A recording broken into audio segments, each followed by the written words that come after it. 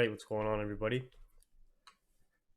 We start at 1:30, so I'm just gonna give like 10 minutes for people to come join. We still got a lot of time till London Open and to do analysis across these pairs. How's everybody doing tonight?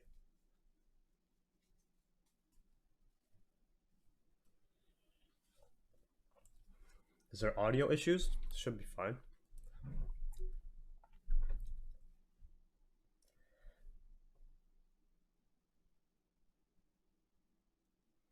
Oh shit, Mac Attack's also in the house to be a moderator. Beautiful, beautiful.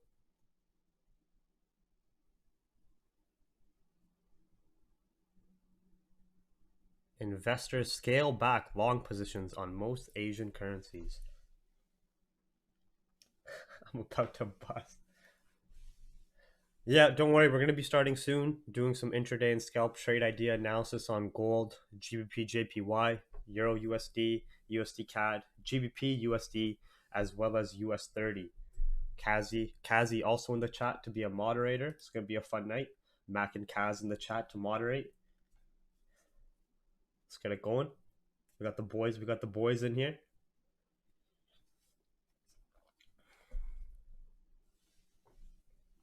Yeah, bro, we all saw the GameStop stock, man. Fuck. Boot this guy. Fuck. You bandwagoner.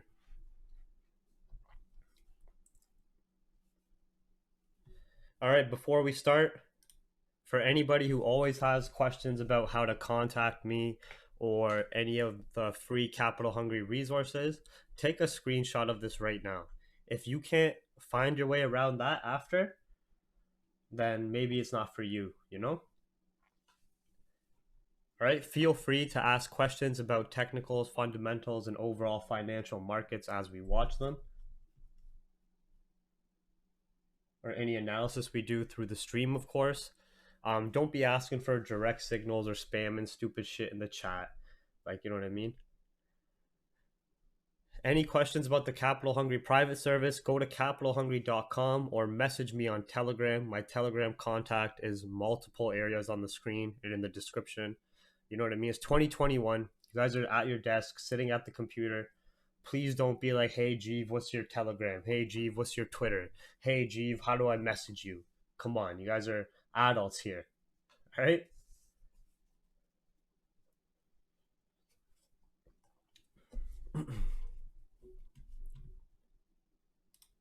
Just to make it even easier, oh shit, I didn't mean to make it that big, but the Capital Hungry YouTube, obviously where you guys are right now. Oh, you're only 10 years old, Chandler? Then don't worry about that. Sit back and I will mold your mind to become a market maker in the next 10 years of your life. Don't worry. But the YouTube channel you guys are currently on, if you ever click the YouTube channel, you can see all these other educational webinars as well. Right? So educational webinars across different technical concepts, fundamental concepts, trading psychology. You guys get the deal. Obviously, all the people who are always here, they understand all of these resources are at your disposal. So if there's anything through the stream that you are having issues with, before you start bothering people in the chat or bothering me, just make sure you on a free time. Yes, sir. Just make sure you put the time and effort to use all of these free resources first, because all this will answer a lot of your questions. The Capital Hungry Twitter, Forex Factory, be sourcing our Twitter page for headlines because we're on top of that, you know? And the Capital Hungry free Telegram analysis channel. All right? I do not want to talk about this stuff 100 times over. So now, for anybody who heard all of that, and especially the older refugee members in the YouTube chat, if anybody asks about how to contact me, just tell them to rewind this right at the start for all the contact information. Cool. We all good with that? Exactly. We're gonna get the late crew. So Timbuktu, what I need you to do is tell the late crew, hey, go watch the start of this webinar, get all your information from the start. All right, as per any contact information, or if you want to come. IML's talking about me. That's great. So I hope everybody's having a good night. It is currently 1:33 a.m. Eastern, January 28th, Thursday morning. We are going to be doing some intraday and scalp trade analysis across these main pairs we look at. Before we jump into that, we want to understand a bit of the current fundamental sentiment, like as per investor behavior, if we have any economic data going on overnight, and some of the main macro and micro fundamental points we are focusing on that has impacted the markets so far through the week and through New York session. As you guys can see on the screen, but for the private chat, I'm just going to read it out to you guys. We're starting to see that the vaccine rollouts are facing distribution issues. And if you guys have seen some of the headlines, there's even been bomb threats at the vaccine factories in Euro. I think it's Belgium is where the main Pfizer factory is. No, or one of them is Belgium. Anyways, there was bomb threats there, suspicious packages. There's been distribution issues. At the same time, at 2 p.m. Eastern, during late New York session, we also had the Federal Reserve, Jerome Powell, discuss potential economic downside risks that still exist. And that gave a short-term boost to the U.S. dollar. We also have the end of the month approaching, and when you can notice on this screen here, we're also noticing some exhaustion on the global stock markets by buyers and sellers starting to jump in on the intraday time frames. All right. So what we're starting to notice is a potential shift coming on the intraday time frames in that optimistic market sentiment. We're getting a little bit of market fear developing. We had some uncertainty signaled by the central banks, and the exact effect of this you can see across the various regions, and even like Japan stock market, China, and Australia over Asian session have shown that aggressive pullback in decline from these highs, right? And we can see the same thing with the Eurozone, UK, and USA when we're looking at the US30. When we come to take a look at our fear or greed indicators, which I primarily look at the US dollar, Japanese yen, and volatility index, the volatility index in US dollar had a very aggressive bounce from their lows, and especially from what Jerome Powell was saying in the afternoon about a lot of economic downside risks remain. There's still a lot of uncertainty with other COVID strains, with other potential COVID strains that they have no modeling data for. There's still a lot of uncertainty regarding the speed and distribution of the vaccines, et cetera, et cetera. So we saw that boost in the US dollar, and we're going to be taking a look at the dollar on the candlestick chart shortly, but we can see it's still holding its bullish momentum and bullish price action so far. The only safe haven currency that's relatively flat is the Japanese yen, and that is from Daryl, trust me, right? The VIX bounced from this low. I saw it too when I pulled the chart up. I was like, man, that's like $100,000 move right there. But anyways, volatility index has a major payout. Like it's a very dangerous index for a new trader to trade, but the payout is quite large with the leverage you can use. But anyways, that's like a pretty large move on the VIX, having the spike from those historical lows right back to these exact previous intraday highs. It's showing that there's more short selling happening in the US stock market as a whole. The only safe haven currency that's been relatively flat is the Japanese yen. But if you look to the left here, you can see that just overall, investors are scaling back long positions on most Asian currencies. So the Japanese yen is seeing less buyer order flow, and that is also due to the Bank of Japan's sentiment and statement. And we can see technically that the Japanese yen isn't as bullish as like the safe haven currency, the US dollar, or the Swiss franc standalone at this current moment. So that is something we just want to keep in mind and note, okay? But other than that, we can see that market fear.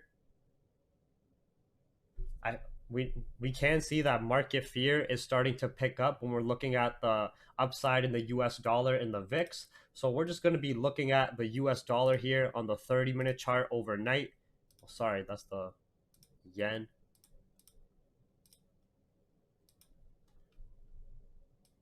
And primarily what we're expecting is if the US dollar, as it retested these previous highs with this pullback and is starting to grab some liquidity, if the US dollar breaks these previous highs and extends up to 90.988 and continues up, there's a lot of room for gold, Euro USD, and GBP USD sells, as well as USD CAD buys overnight, as long as it lines up with the market structure and price action. And also, if we see just overnight the US dollar continue up and alongside global equities continue to have their downside move and this aggressive pullback, it will give us even more confirms of money coming out of the risk currencies and going into the safe haven currencies to get a potential bigger pullback on our pairs like potentially GJ, EU, GU, and of course like a bigger upside move on UCAD. Okay, so now overnight tonight, as per economic events to focus on, we don't have anything. We're primarily going to be just looking at the session volumes and volatility and our headlines to the left of the screen for any reactive news headlines that can possibly impact what we are trading. Like, you know what I mean? If there's some Brexit bullshit that comes, some vaccine headlines, whatever it is, reactively, we'll see it to the left of your screen. As per pre-planned economic data reports, there's nothing for us primarily overnight, but if you are trading New York session, be cautious at 8:30 a.m. Eastern. There's both the US GDP and the US initial jobless claims, and then an hour and a half after that at 10 a.m. Eastern, you have the US new home sales report as well. You guys can see what it will impact there. Private chat, you guys have that economic PDF that's sent every week. All right.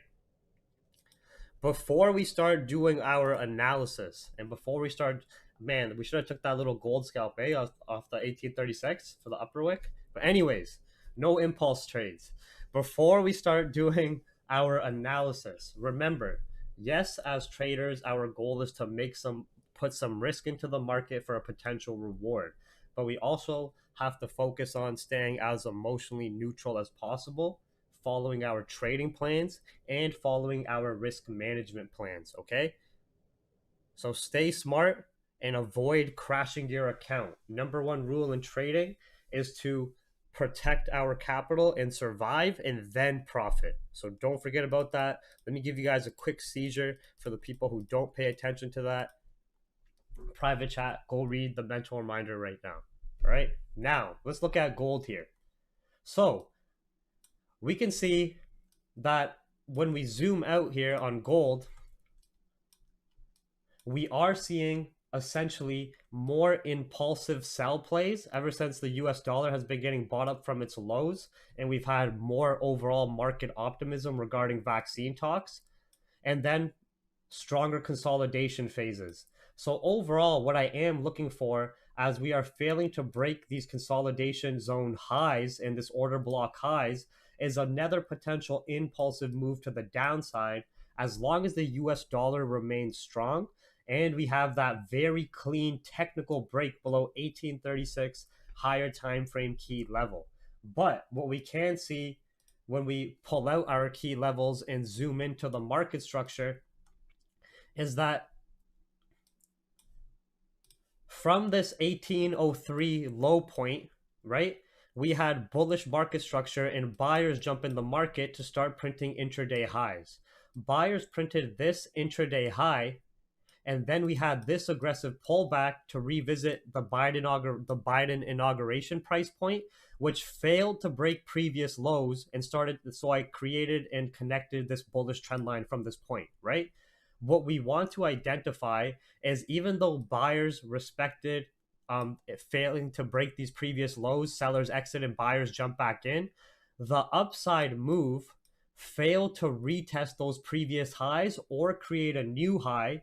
And since then, we have been respecting intraday bearish market structure over like the last over about the last 4 days here, as well as we broke that bullish market structure. Okay. The only thing I'm a bit iffy about is we have been in that sell bias since below 1852. You guys were here on the Tuesday stream. Remember we're on that gold sell bias below 1852? YouTube refugees. So remember since Tuesday stream, because of that US dollar strength and how we weren't breaking these highs, we were looking for that break and retest below 1852 and sells down. Okay, that played out great. But what we can't ignore is where we came down to react, right? Look right here, guys.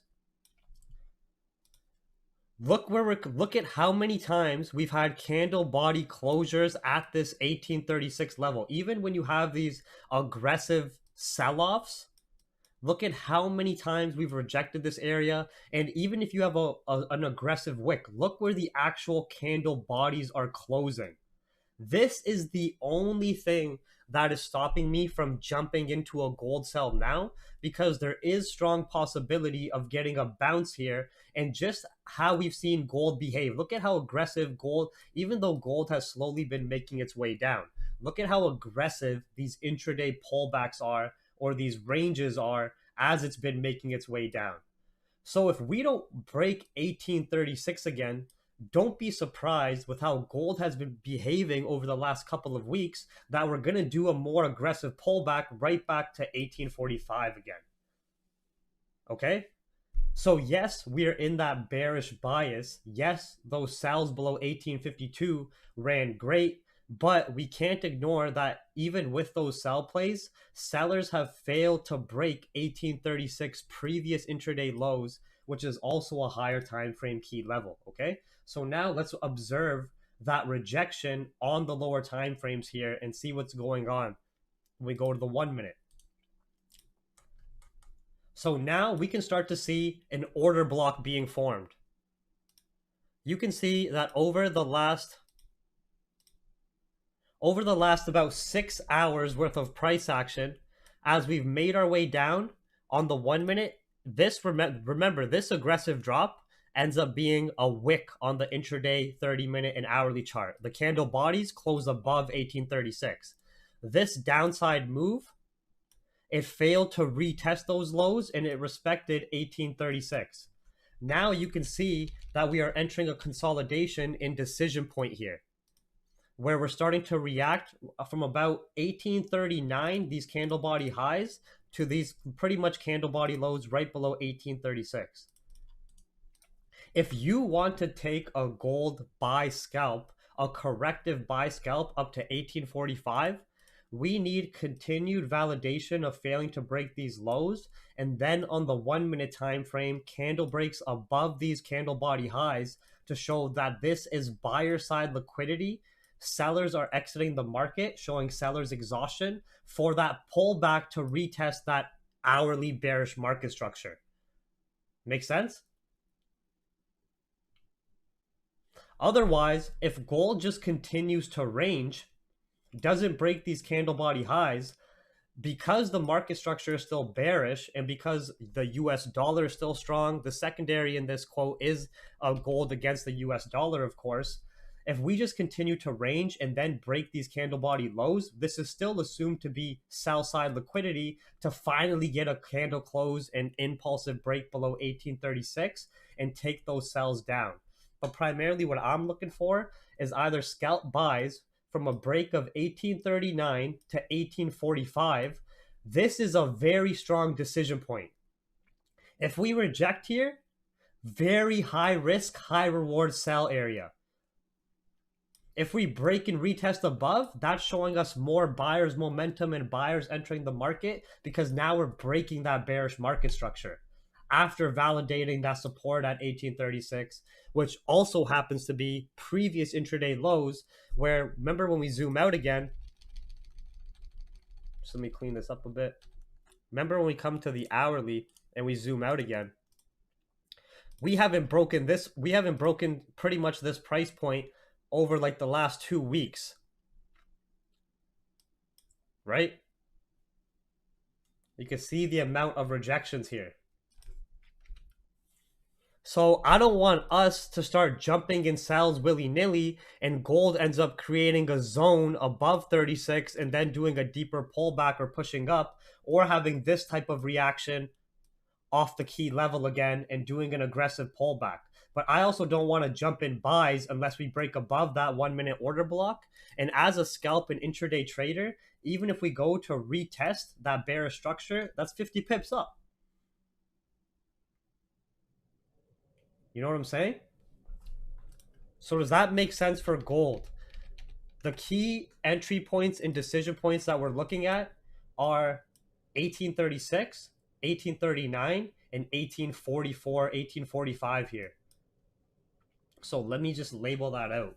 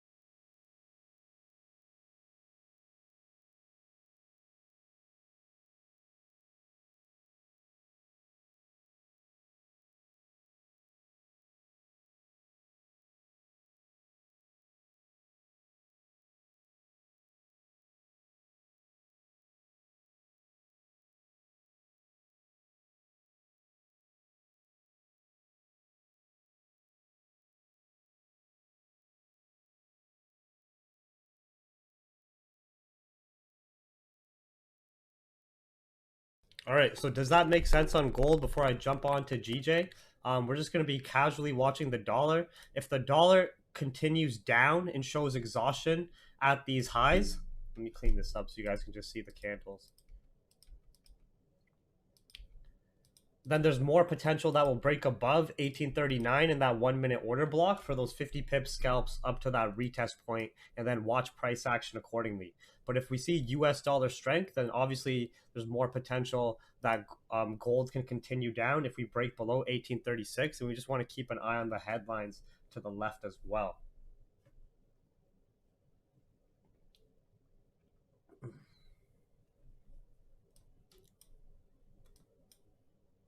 All right, so right now I'm not really paying too much attention to gold until it comes to tap 1839 to watch reactions, or if we come down to 1836 again. As if we do start to take the sells and get those confirms with the break below, we're going to watch reactions accordingly at like 1832 medium zone and etc.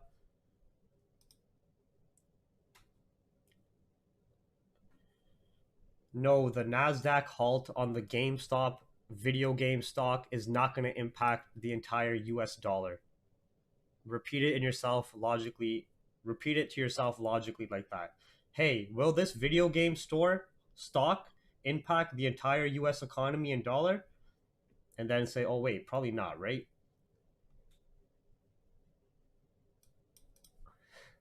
Fuck's sakes. You guys are wilding out.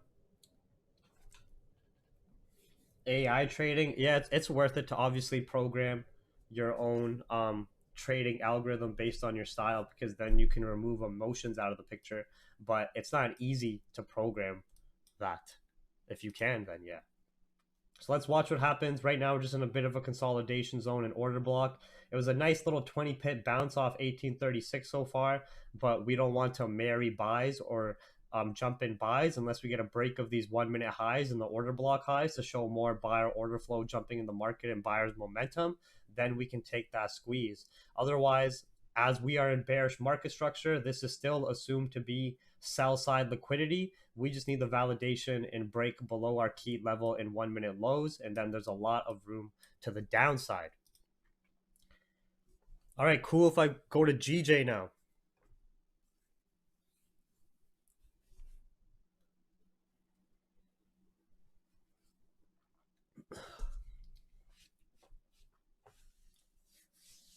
All right, so as you guys know, GBPJPY, we have a risk currency against a safe haven currency.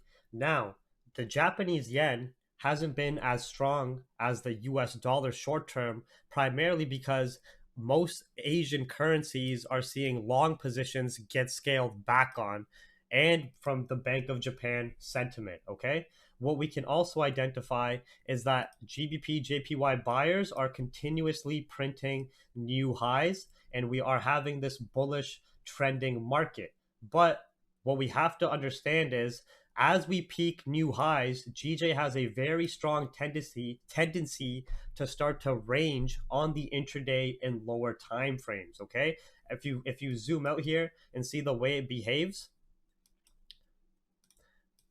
you can see that we'll have aggressive moves, pullbacks to peak the high, but then start to enter these intraday ranges where you have these indecision periods until the next impulsive move as liquidity is generated in the market. Now, we are coming towards a new month where it would be ideal to get a higher time frame GBP JPY pullback all the way to 141.5 and then continue to the upside after making that monthly lower wick. Is that going to happen tonight? We're going to have to observe price action to monitor that. As of right now, because the Japanese yen alone is still flat, and we've seen more market optimism and stronger UK data as well from the jobs data, and as buyers are continuing to print highs, we are still in that bullish bias unless we break lower time frame structure or come below the psychological price. Right here is like 0.500. Okay, so when we look at GJ on the lower time frame now, you can see from this point, this pullback area, we can identify some lower time frame bullish market structure. Now, there's a lot of price sensitivity and noise in this area, but with the exhaustion we are in rejection we had at 142.8, if we break below 0.500, just with how GJ has peaked new highs and with the reaction behind the scenes of buyers exiting positions, as buyers exit positions at new highs, this can create that pullback on the intraday timeframes where we can scalp that pullback or corrective phase.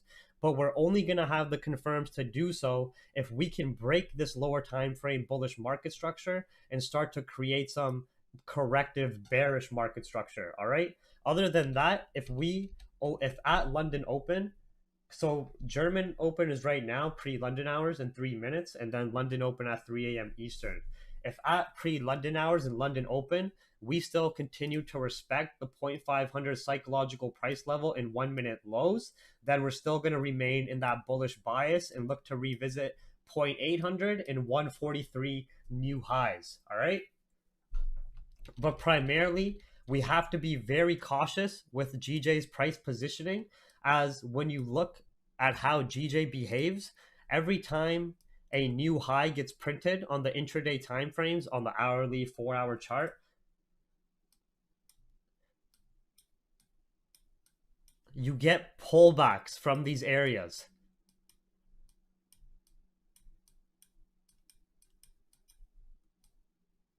So now we are printing new highs. Pretty much correlated to the how we've seen these high squeezes broken from previous highs, right? You get what I'm saying? The only thing is we're still very bullish lower time frame and still bullish in the fact that the Japanese yen is bearish and flat, as Asian currencies are seeing less long positions. So we can't look for those sells unless we can't look for those corrective pullback sells unless we have more confirms of exhaustion and a break of this lower time frame structure. So if GJ has a clean break, so this is a strong decision point we're watching overnight.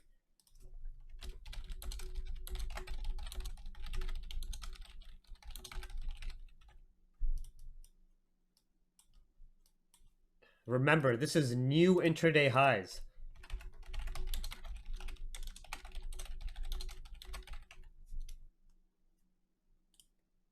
Yo, for anybody asking me about GameStop and all this bullshit regarding GameStop, I don't give a fuck.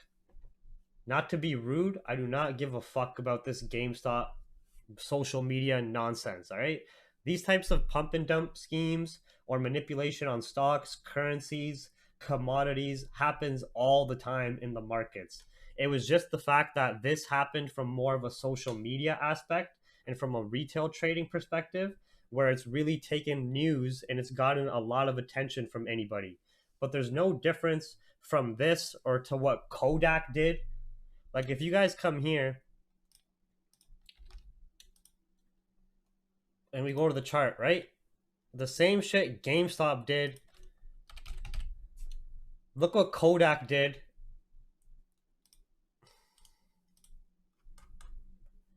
So Kodak here, you guys remember Kodak? Kodak's a Kodak's a camera company. They were sitting at fucking $1 lows about to go bankrupt. You know what Kodak got all of a sudden legally? They got a fucking vaccine contract. All of a sudden, Kodak went from $1 to fucking 60 fucking dollars. And then it ends up being, wait a second, this camera company's not going to make a vaccine. And guess what? It got sold right the fuck off. All right? What was that other one that we looked at in the banter chats? Jimmy Zhang. Remember Jimmy?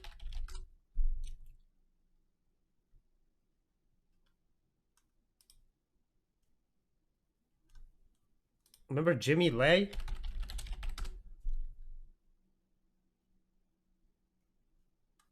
Next Digital. Okay, look at this one.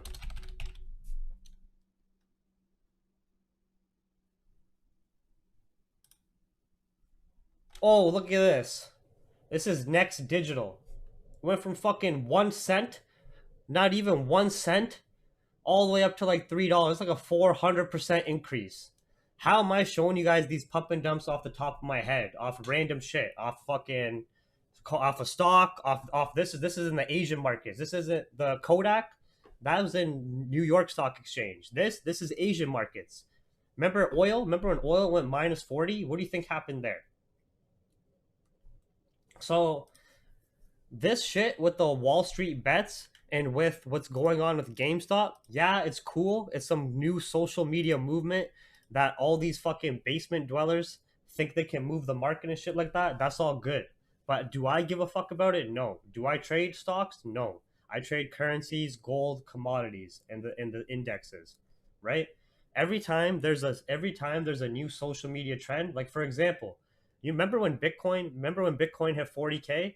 How many fucking cryptocurrency cavemen fucking hopped out of their hole and all these gurus started popping out about over crypto? Oh yeah, Bitcoin to the moon. Fuck yeah, XRP to the moon. Ethereum to the moon. It's just another thing like that. It's getting all these retail traders into the market and all these people who are undereducated, and it's gonna fucking trap them. Because at the end of the day, you really can't beat the big banks. Yeah, that GameStop thing might have fucked over some small $1 billion hedge fund, but that's not a big bank. Get what I'm saying? So, like, if you guys are interested by that, that's perfectly fine. That's perfectly fine. But way too many people jump on trends and don't understand that whether you trade crypto, whether you trade currencies, whether you trade stocks or gold, every market is the same. It involves emotional discipline, patience, experience, knowledge in that market, both technically and fundamentally, as well as you putting a risk on the line for a potential reward. The manipulation, the psychological concepts behind it, the way it moves, the way it works, it's all the same shit. So what I recommend is you choose one. If you want to trade stocks, go, but do that. Who cares if somebody says, "Oh, this is better, that's better." But if you want to trade stocks, put your time and effort into trading those stocks or learning about those stocks for an extended period of time. If you want to trade crypto, focus on the crypto space. If you want to trade just commodities, focus on just crude oil. If you want to trade just precious metals, focus on just gold. But don't be jumping around from options to stocks to currencies to forex just because every time one of the markets has a strong move. Just like we've seen gold do 1,000 pip moves, and then everybody's hyped about gold for a day. Or we see the stock market do a big move, or we see Bitcoin finally do a big move, or you saw oil crash. You know what I mean? The markets are always moving. This shit's always happening. But because this was from Reddit, it was from essentially social media, it got spread and advertised that way to the 99% in the masses. Yo, gold's starting to break below 36. Oh, this is a new hourly candle. Let's zoom out here.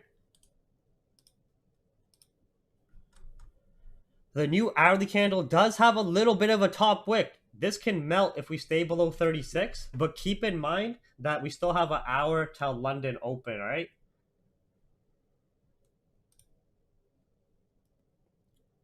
Okay, so right now we're just reacting at this exact same price point, these candle body lows and highs, and we still have an hour till London open. This is pre-London hours right now. But yeah, that's my opinion on the whole GameStop thing. Not to be disrespectful to anybody, but there's way too many people that jump on these trends or fads when they should just be focusing on one thing and trying to become an expert at that, right? No matter what it is, you can make money in any market. And universally, psychology wise and skill set wise, it's very similar across markets, right? It's just like the lingo changes. Maybe the timing changes of when you're going to trade, the lingo changes. You get what I'm saying? But it's a lot of similarities.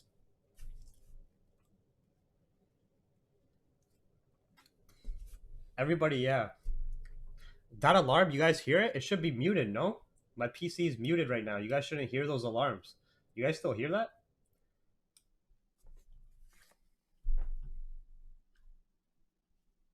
Yeah. All right. So, anyways, let's watch if we remain below and break below these candle body low bodies we're looking at here, right? And if we stay below 1836 for those safer sells, we didn't get the scalp buys yet. And obviously, we didn't get to get high risk, high reward sells at that 1845 retest point. Oh, a beep still for the YouTube chat? Fuck, sorry about that, then. You guys. GJ, what I'm liking about GJ is a similar little 1 minute order block that's being formed after having this exhaustion. So if we can break below 0.500, there is that sell scalp opportunity. So, oh, you guys can hear that right there. Right there, you guys heard that. Again.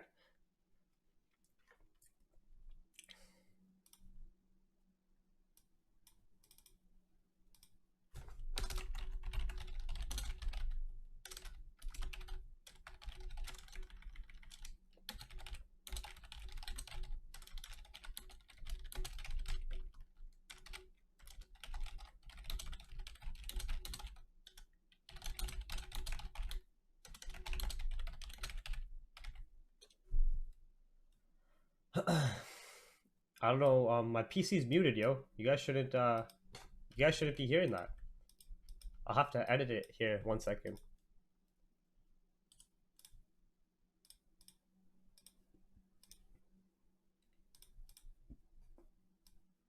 If you want to call it a support or resistance, if you want to call it a consolidation zone, order block, yeah, same idea. Little 210. So let's see if we get this break of this structure and we can take advantage of a potential pullback south scalp on GJ. And then let me turn this off for you guys. You guys are crying about this. Oh shit, so sorry, just alerted again. Alright, there, we'll turn the sound off, right? I just turned it off just in time.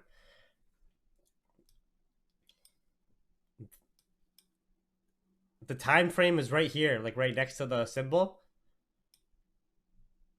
Alright. Fuck, man. I should have ranted about GameStop. I want to take EU sales at the key level. Fuck. Fuck you guys. Fucking GameStop motherfuckers, man. You trend followers. You trend followers. Okay. Before we jump to EU, because we already did GJ analysis, I'm just going to look at GU as well. GU, I'm only looking for sells below the key level now, or on the 1 minute at a retest of this bearish market structure. All right. What the fuck was that? The gold sells look good too.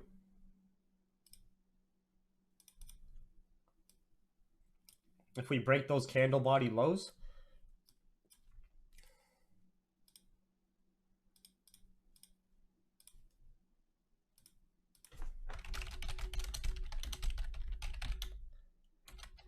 Don't forget, guys, we still have 50 minutes until London opens, so just wait. You guys can always just wait. You know what I mean? It's only pre-London hours right now. You guys, YouTube chats be going buck wild, you know? Like, we still didn't break these candle body lows just yet. So just be patient here. See how we're reacting right at these lows here?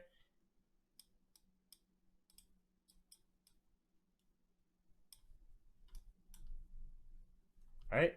Once we clear those lows, you guys got easy 30, 40 pips down, and then watch price action accordingly. And we got London open too. And then if we break above 1839, we got easy buy scalps up. All right. Remember this right here. That's a nice. Who wants to take a high risk buy at the order block low here? Who's got big balls? Where were we? GU. Sorry.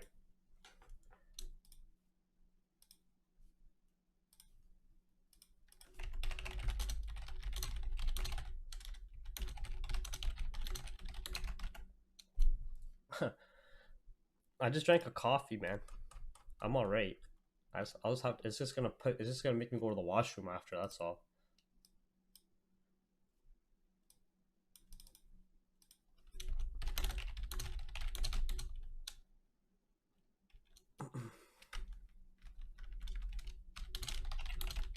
Nah, I was just joking. Just wait for gold.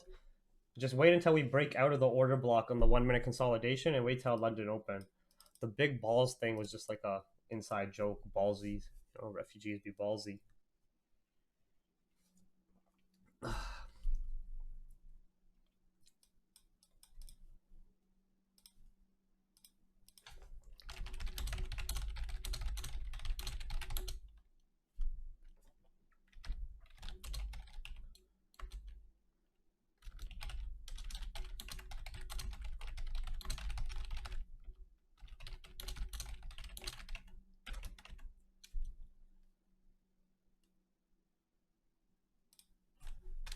Okay, so GU similar to GJ, except the US dollars holding more strength, so we can see lower time frame bearish market structure starting to form.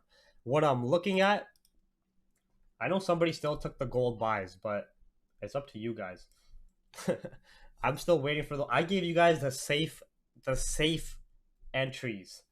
Like what I wrote out on the screen is the safe trades if you patiently wait for it, and people spazzing out, and it's not even London open yet. All right. But anyways, GU, we're still haven't broken below our higher time frame key level. We can see we're getting some rejection at these 1 minute highs. That would match up if we had a pullback to retest this area for sells down. Safest sells down would be after that pullback and a break and retest below 1.365.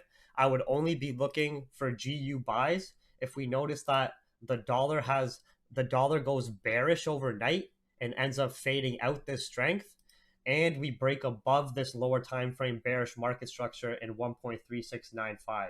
Then I can see potential buys. All right. The key levels is a secret for the private channel only. They're crazy, right? The key levels. But to give you a hint, it's based on yearly, quarterly, 3-month, and monthly historical price points. To give you guys a hint, you guys can go try to solve it yourself now. And it's the same, for any pair, any currency, commodity. All right. So let's read some of these headlines to the left. Boris Johnson has been at the heart of making sure the UK. What the fuck's Bojo saying? Boris Johnson has been at the heart of making sure the UK is leading the world in the vaccine rollout. So they're trying to bring some short-term optimism.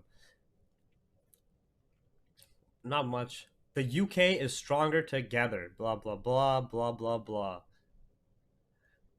Rollout of vaccine shows the strength of the UK together. UK Treasury has helped people in need across the UK. Pandemic release from quarantine. Oh, this is from the World Health Organization. They're still investigating the origins, like we know is from Wuhan.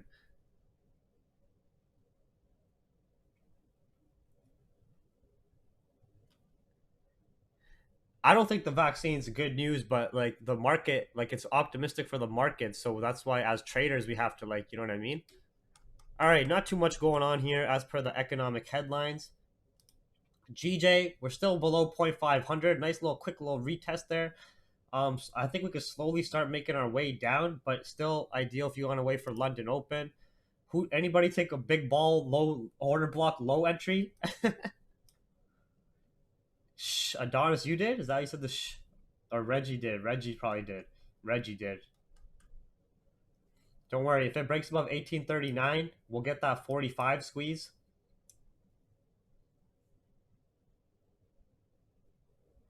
It's just bouncing around here. Don't get any FOMO. All right, it's just bouncing around. GJ, we're keeping an eye on. GU, we're gonna zoom in now, but we're watching this lower time frame structure as long as the higher time frame key level, and we understand the US dollar is holding some strength overnight. We just want to watch for the price action confirms to take those sells.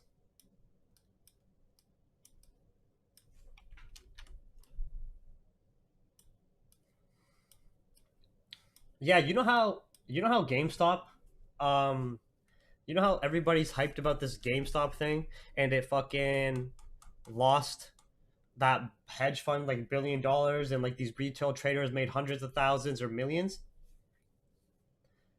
Everybody was focused on that. At the same time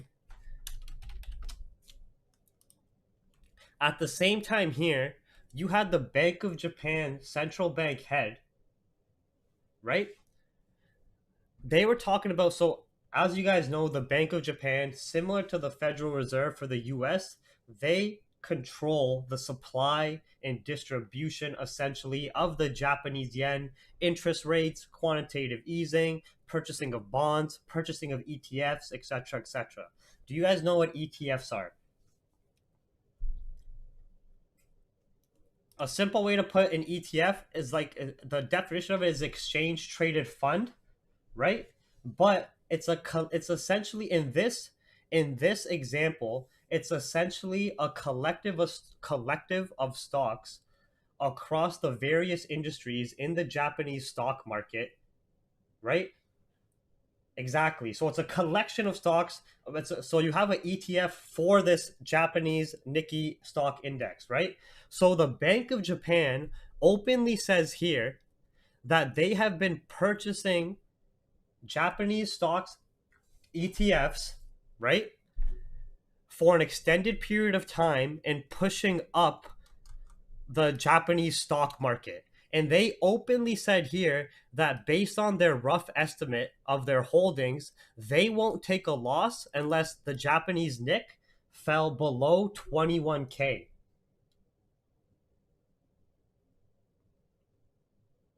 Right? They literally openly said, hey, we're taking our unlimited Japanese yen and printing potential, just like the Feds. We're buying the Japanese stock market, but it's labeled as ETFs, but it's to support the Japanese stock market. And they say it's to support the economy. And they said their stop loss is at 21K. That's what they said here. They won't let it go lower. And look at this, right? The Bank of Japan Kuroda says their profits on their ETF holdings, aka their profits on their stock market buys, is 13 trillion yen. That's 100 billion US dollars that they are openly sharing, that they are pushing the markets. They are doing these ETF purchases, Japanese government bond purchases with their unlimited printing potential, and that they are in $100 billion US dollars profit, and their stop loss is at 21K. As everyone's crying about GameStop, you got central banks openly saying this shit, saying, "Hey, you know that unlimited money printer we got? Yeah, we printed more and we bought even more stocks and ETFs. So guess what? You can't sell the stock market. You can't fight us. And we're in profit, $100 billion."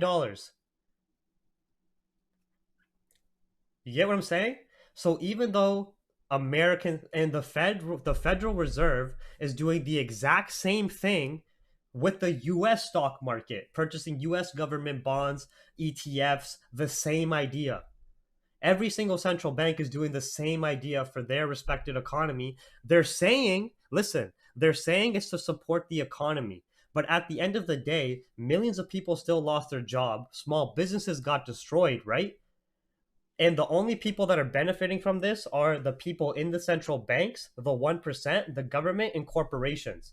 Because when the central bank purchases these government bonds and ETFs and they give that money to their respected government or the corporations of that country, do you think the corporations and government are giving that majority of money back to the people? Do you think they're putting it into job growth? Or do you think they're also putting it back into the fucking markets to make even more money? Do you understand? So when the way the government gets money to give to its people is it has a bond, a government bond. It can be 5-year, 10-year, 15-year, 20-year. They're even working with 30-year, 50-year bonds they're experimenting with. This is essentially an IOU with a set rate of return that it's essentially a loan. So the government goes to the central bank, says, hey, purchase this bond from us, this 15-year bond at this set rate, this loan, this IOU, give us $20 billion cash for it. We're going to use that $20 billion to help the economy, and then we'll pay you back in 10, 15 years. That's how the big circle essentially works, and how the big debt circle works in simple terms, but how the money goes to the governments from the central banks, all right? But what the government does and what the corporations do when they get their government bonds bought up in exchange for their respected currency from the central bank, or the corporate bonds get bought up for the respected currency from the central bank, right? What happens is that money, it doesn't actually go back into developing the country's infrastructure or creating more jobs or helping the working class citizen. No, it goes back into the financial markets so they can make even more money. You understand what I'm saying? It's a one big fucking circle. And you know how many people slave away for this dollar that they have no idea where it comes from? They have no idea how it's valued. They have no idea regarding the exchange of it, the value of it. You know how many people you can go to you know how many people you could go to in the streets of the UK and ask them who's the Bank of England head right now? And they'll fucking be looking at you with the glossed eyes, no clue. You know how many people you could go on a US street right now and say, "Who's Jerome Powell?" And they'll have no fucking idea who you're talking about. And that is the guy who is dictating the potential value, not just him alone, but that is a guy who can dictate the potential value of the dollar everyone is slaving away for. And nobody even knows who the fuck he really is. Right? So what I'm saying is this legal fraud, this legal corruption, it happens every day in the billions and billions of dollars. Right? It's just legal and it's out there publicly in the open, but the general masses is so undereducated and so ignorant, they have no fucking clue. They just know that this is the way it is. You got to pay your taxes, you got to pay your bills. The cost of goods is going up, house prices are going up. It's just the way it is. That's how people accept it. If you went to the average person and asked them, "Hey, what's the central bank?" They would have no fucking clue. Is that not scary? Is it not scary that if you went to the average person and asked them what is the central bank, they would have no clue as they work 50 to 60 hours a week for that dollar? As they went to potentially school for years to get a job for that dollar, that same piece of paper? It's fucking mind blowing, isn't it? The concept of money and how, like, and just it's so fucking mind blowing, in my opinion. It's so corrupt, it's so mind blowing. And just through this whole system of programming, social programming, of how undereducated people are, ignorant people are. People rather argue about religion, race, social issues, fucking trannies, lesbians, gays, shit that really essentially doesn't fucking matter. That all of those issues are not going to fix anything at the core. It's just giving more shit to talk about and bullshit about. You know what I mean? If you really wanted to change something at the core, you would have to change this corrupt ass financial and political system first. Because they want the financial system, they want everybody in this political system and how the 1% control the 99%. They want everybody arguing with each other. Divide and conquer. It's the art of war. It's been like that through history. They want people arguing about religion, arguing about social justice, arguing about race, arguing about nonsense. Even though we all bleed the same blood, same fucking skin, same we all have the same fears. We all got families. We all don't know what we're doing on this earth. We're all the fucking same. Same brains. Nobody's some higher being or some next person from a different world. Like, we're all the same. Right? They rather have us all killing each other. They rather have us all fucking fighting against each other, tearing each other apart as they continue to profit, as they continue to take control, have that power, right?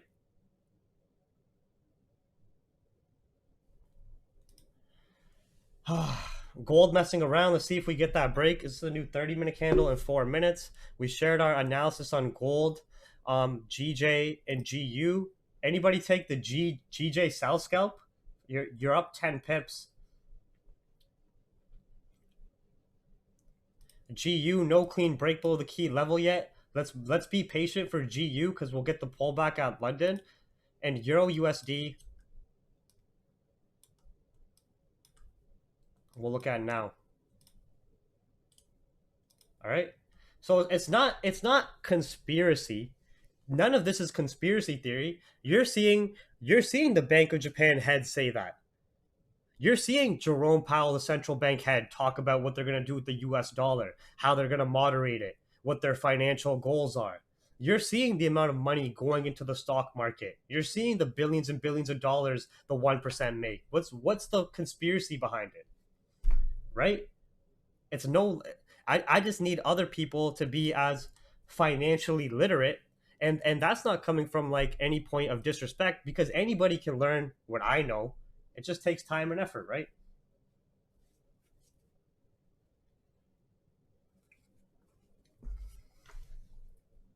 So understand that.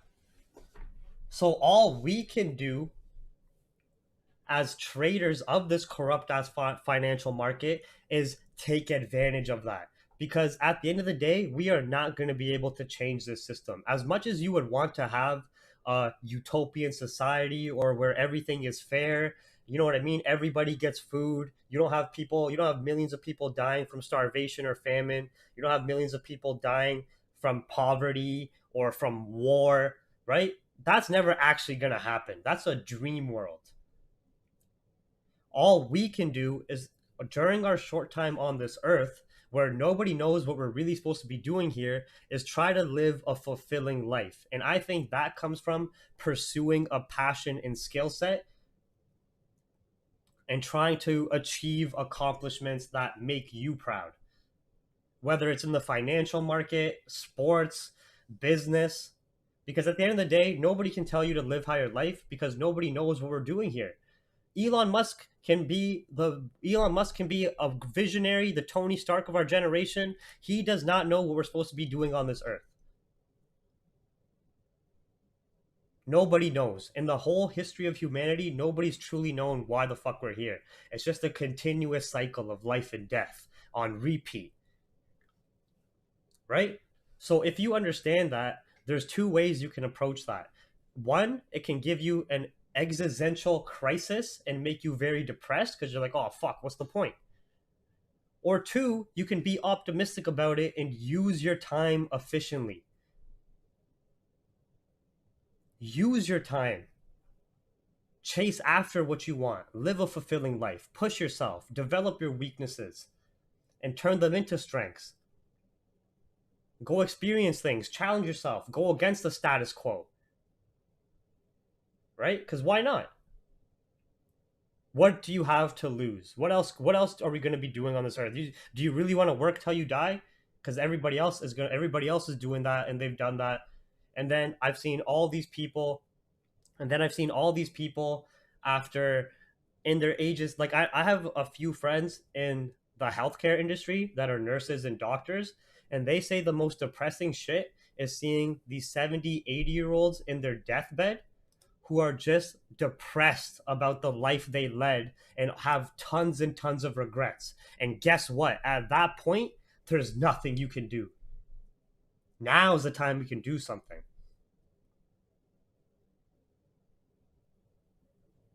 Cool. All right, so new 30-minute candles, guys. Let's just look how it's looking here.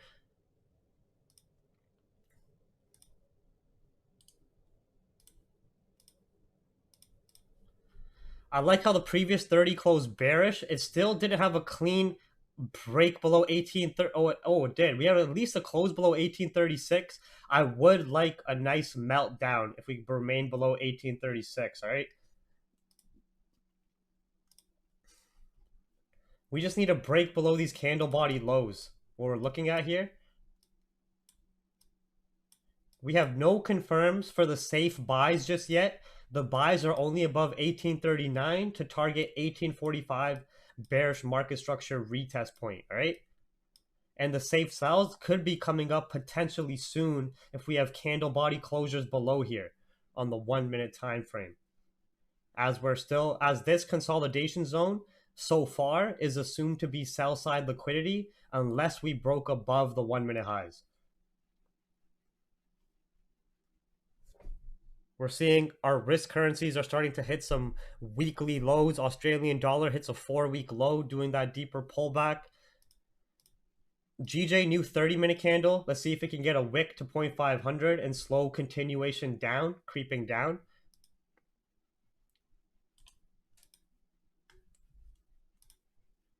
All right, EURUSD. On EURUSD, I wanted to take the sell here at the retest of 1.21 as we broke below, and because the US dollar is still strong from that Federal Reserve sentiment during New York session, right? When Jerome Powell was talking about economic uncertainty, it brought some short-term strength to the US dollar as a safe haven currency and the world's reserve currency. So the dollar right now, the candle closed bullish, but right at previous highs. We didn't get a clean break above previous highs just yet. If we can continue up and break these previous highs, I would look for EU sells on the 1 minute below this medium term zone if we get the breaks on the lower time frame. It would be ideal.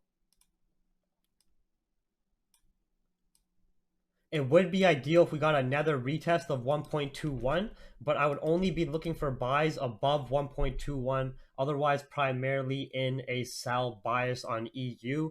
As long as German equities and global equities continue quite bearish overnight and our US dollar remains bullish, then I'm in that GU EU sell bias, potentially gold sell bias as well. Okay, so primarily looking at that, we can see on EU, we are respecting this intraday bullish market structure since January 18th for about 10 days now.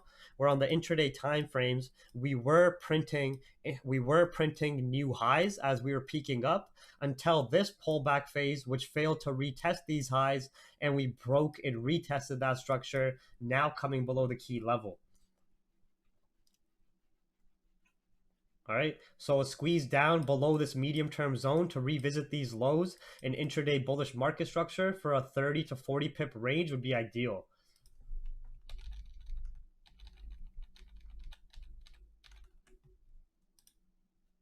USD CAD, we just fucking missed it.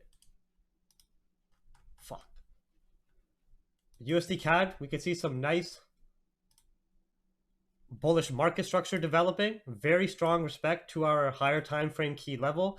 Obviously, this dollar bounce, this US dollar USD CAD bounce is correlated to the dollar bounce, and from what Jerome Powell did over the New York session, it would be ideal if we could get a retest of this medium term zone here, just to make it a bit more refined, these previous 1 minute highs and this bullish market structure for continued buys to the upside. Otherwise, I don't really want to buy at this current high right now, okay?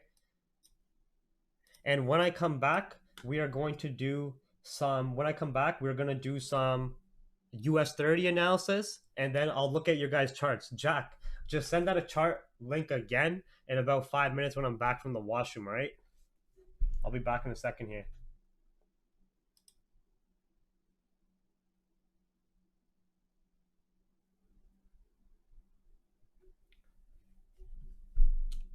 If you think the analysis or the charting is terrible, then on your browser, on the Google Chrome or on the internet, there's a back button or a big red X. You can just click that. You know what I mean? You just click that. It's like people who cry about cyberbullying. Just close your eyes. But anyways, I gotta go to the washroom. Nobody took that GJ scalp 0.500. That was a nice trade. The break of structure, that exhaustion. Did it not make sense about that pullback from new intraday highs and the break below 0.500 in bullish market structure? W's in the chat before I go to the washroom if you call it GJ. W's in the chat. Good job, people. Good job. Good job. All right, I'll be back. I'll be back in a second, my friends.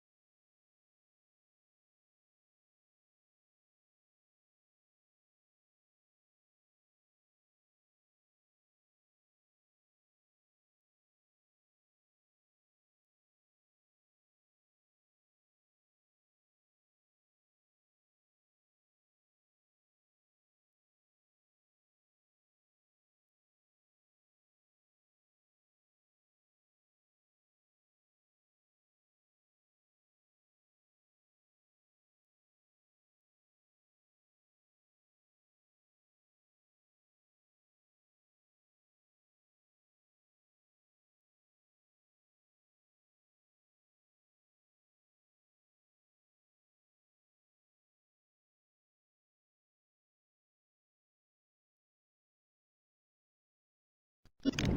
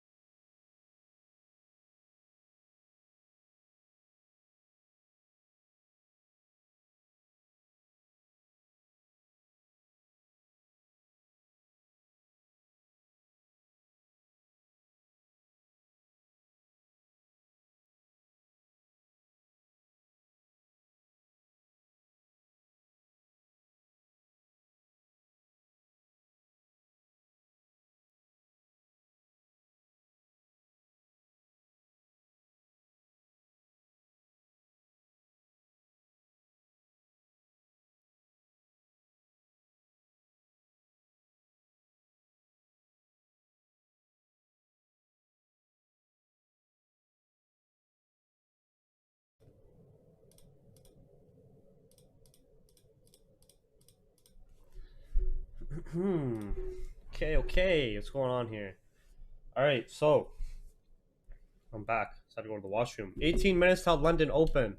I suggest, with how gold is hovering around 1836, unless you have an entry risk free, be cautious about it. Oh, we had this quick little push down about 20 pips, but just be cautious about London Open. We are slowly still making our way down, but we're seeing a lot of bouncing around in this area. Okay, so we're still we just retested 1836 when I went to the washroom again, and it looks like for that new 15-minute candle coming up as well in 3 minutes. But just be cautious with the amount of bounces we're having in this region, and be cautious of actual London Open to do a potential pullback as well. But it still looks good. We're only looking for buy scalps if we were to come above 1839.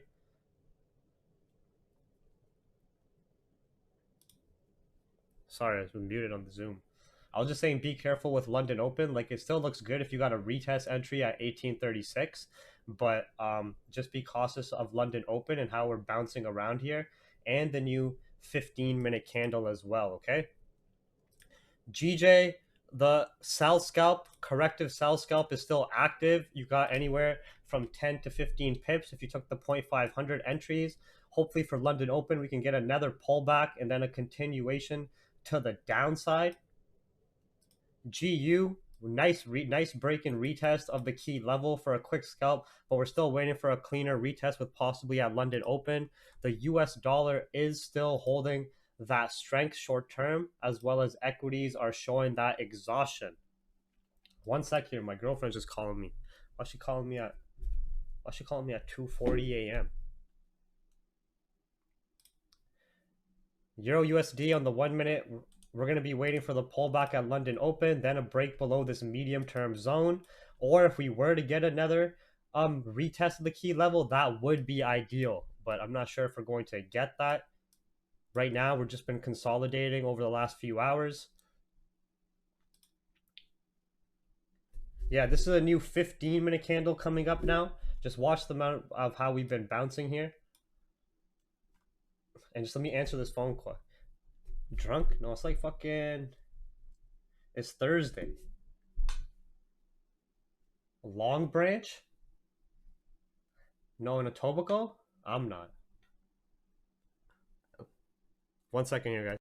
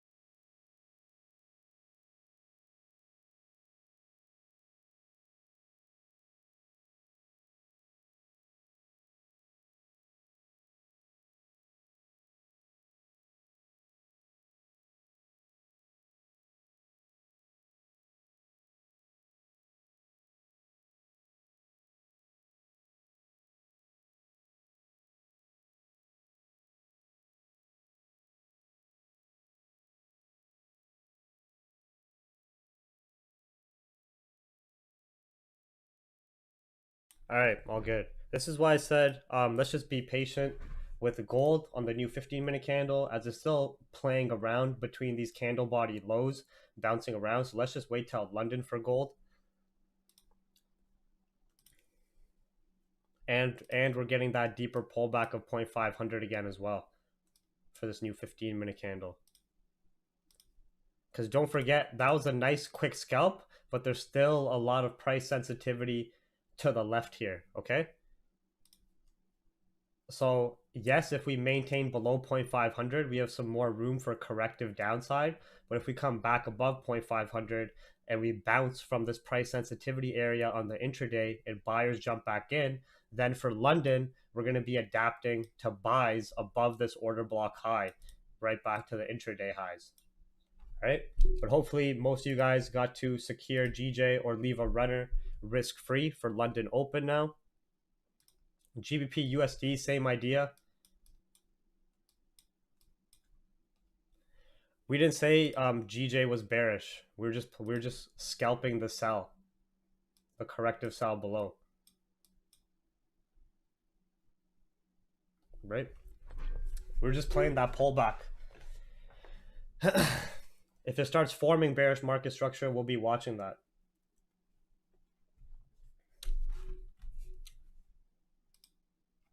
because right now it's still it's just bounced off these previous intraday lows in this price sensitivity area, but we're still below 0.500 in that zone for now. Yeah, sure. And then I'll look at US30 in a second.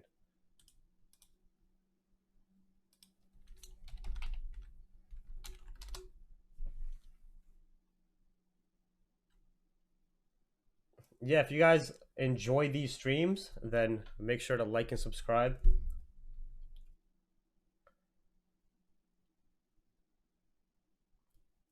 Yeah, this is something similar I was looking for, but I personally didn't see safe buys unless we came above 1.37 on GU. Just with the amount of ranging we've had in this zone on the intraday timeframes, and with the short-term US dollar strength from that Federal Reserve impact, right? GU has been a little bit more bearish on the intraday timeframes compared to GJ due to that short-term US dollar strength we saw from the Federal Reserve impact during the day. But if the dollar fades out that strength, like we're talking about, it doesn't break these previous highs, then we can adapt to GU buys earlier. As per GJ, we're only taking GJ buys above this order block at 0.63 and then watching price action at 0.800 and 143. Otherwise, we're still peaking intraday highs with the potential to have some correction and pullback. So we just want to watch the price action accordingly overnight and see how actual London opens. Because if London opens and goes up to revisit these highs and then turn bearish and comes back below 0.500, there's a lot of potential for that deeper correction down to 0.200, right?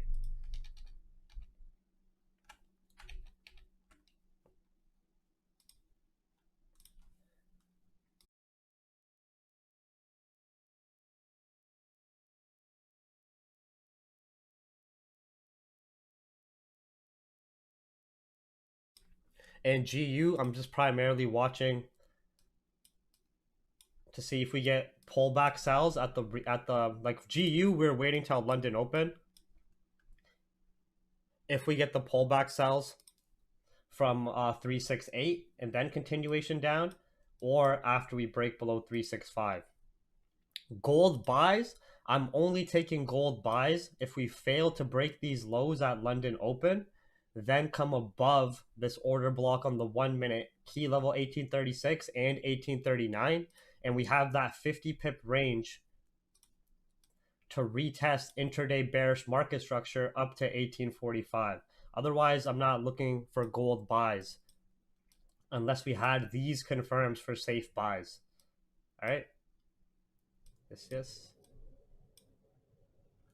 If we come above these order block highs during London hours with the London volume, which London Open is in like the next 9 minutes, if we were to make a lower wick first, let's just say London Open pushes down first, fails to break these lows, and then shows us the bullish structure and break above these highs, this is an easy 50 pip trade with all of your confirms of seller's exhaustion, respect to the key level, and break above the 1 minute order block and 1 minute highs we've been rejecting for the last few hours. Okay. Other than that, if we remain below this order block in 1836, we have potential for downside. This is just a very key level. If you guys rewind this webinar and watch the gold analysis, it's a very key area. Yes, if we, on the 4-hour charts and hourly charts, if we have a clean close below 1836, yes, I see down to 1812s.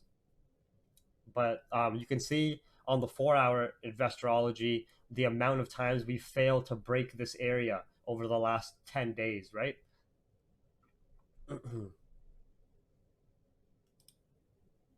In GU, we're not taking GU buys unless we break above this bearish market structure and break above this zone.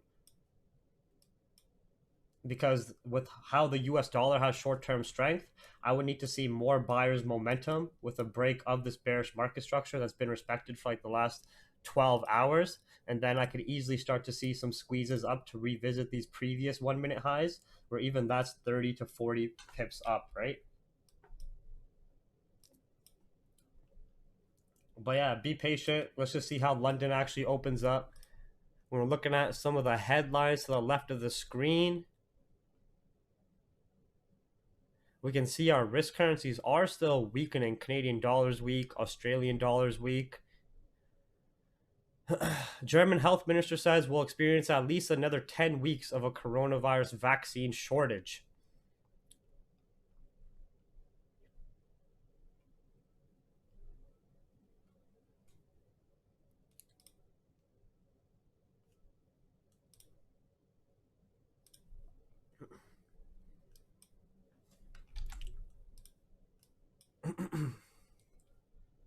Yeah, we'll do some US30 analysis. No economic events tonight, so it might be fairly quiet unless we get some high impactful headlines. More economic data through US New York session, North American session, with the US GDP at 8:30. Don't forget any stream reminders. If you want to contact me, you can always watch the start of this webinar as well, where all the contact information and all the free Capital Hungry resources and information about the Capital Hungry private chat was shared. And don't forget your mental reminders. Now let's see what London session brings us and London Open brings us in the next like 5-6 minutes here, and see what we can capitalize on. Because yes, on the higher time frames, GJ is still very bullish, but we've seen how it reacts when new intraday highs are printed, where it can enter this pullback and corrective stage.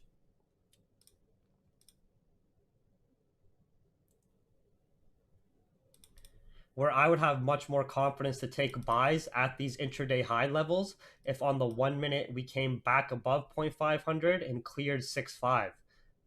That would show me coming back above the bullish market structure, and of course more bullish pressure to revisit these highs at least and then extend to 133 flat. Okay, other than that, if we stay below this area, I'm still being very cautious about just jumping in GJ buys willy-nilly, as buyers have printed new intraday highs and there is the potential for them to exit out positions, which can cause that pullback.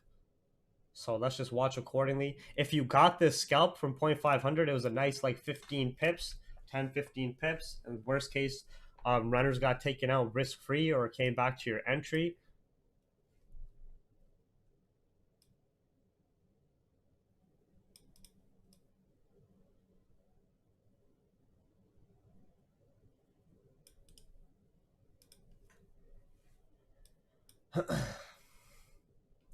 Yeah, the bunch of people in the private chat did, Vic. You're just trash. You know what I mean? This is them.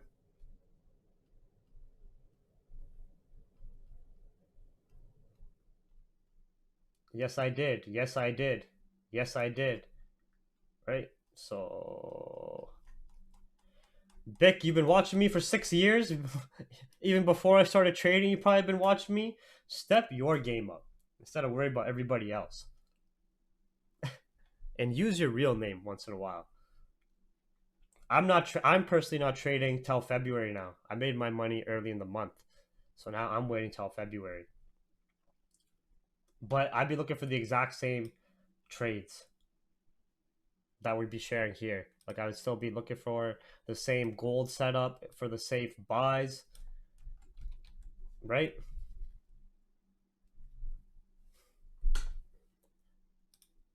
UCAD, we're getting our potential pullback as well that we were talking about. I don't know. Because you do not need to trade every single day. If you trade every single day, every single session, and you're trying to constantly trade every single day, I guarantee you do not have any long-term success in trading. I would put all my money on that you are most likely a newer trader. If you trade every day, every session, there's no way you have long-term success in the markets. You just constantly going up and down, 100%. You win some trades some days, you lose some trades some other days, you win some trades some days, you lose some trades some other days, and you're involved in the markets, but you're not actually moving anywhere. You're just walking on the spot. Right? Trading the markets is not like working a day job where you can put 8 hours in every day and you're going to get paid for your time. You're getting paid for your skill set, patience, and discipline to execute on high probability trades. And that might not be every single day or every single session. And the more you can control in your trading, the better for you. And most people don't even know when they trade. They don't know why they trade. They don't know how they trade. They just trade. They just take trades. Right? The more time you actively spend trading in the markets, the higher probability you have to lose due to natural human inefficiencies and weaknesses, emotions, tiredness, any mental depletion, distractions, right? It's just natural. You're a human, you're not a machine. Yeah, Mac trades all the time. Mac trades like fucking 16 hours a day, every session, every fucking trade.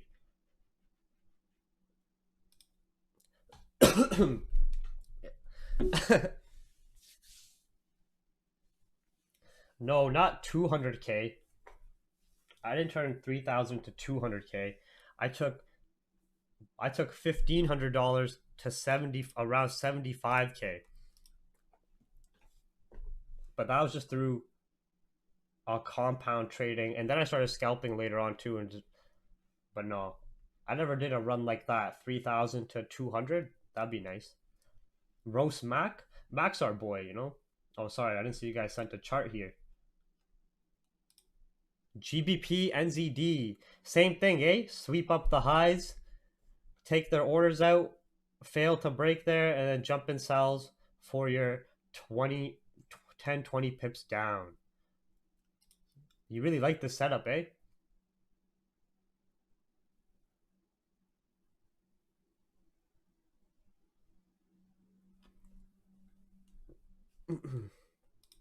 Okay, London Open coming up, everybody. Oh, was that London Open right there, the candle? No. Oh, yeah, London Open right coming up, everybody. All right, so what's going on here? Let's look at how this hourly candle is opening on gold.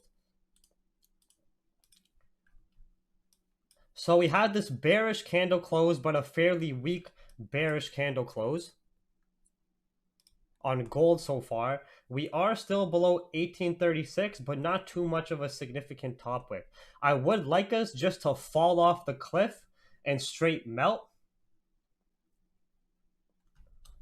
but that's only if we remain below 1836, and we're pretty much sitting on there 5 pips on the dot. It does look good though. As long as we clear those 1 minute lows, gold's going to have that meltdown if the US dollar holds its strength overnight. We're seeing equities are just having a little bit of a bounce. Let's see if dollar just grabs liquidity and pushes up. But otherwise, if we reject those 1 minute lows again, this hourly candle is going to flip bullish. All right?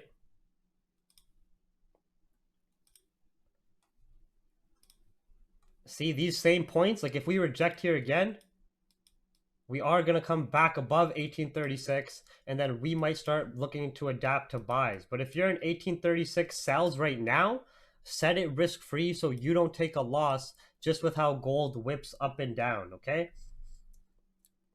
Like set your stop loss right on top of your entry. If you get taken out and whipped out, that's all good. It's a minor loss or no loss at all, break even, and we can adapt to a better trade because we still haven't had a significant break of these candle body lows, and we might come back above 1839.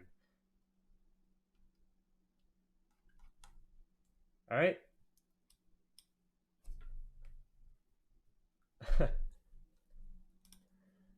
GJ, how did the previous hourly close? Previous hourly had a fairly strong bearish candle close with this failure to break above the 6.5 area. We're still in that bearish bias as long as we maintain below 0.500 for some corrective sells down. We're only taking buys.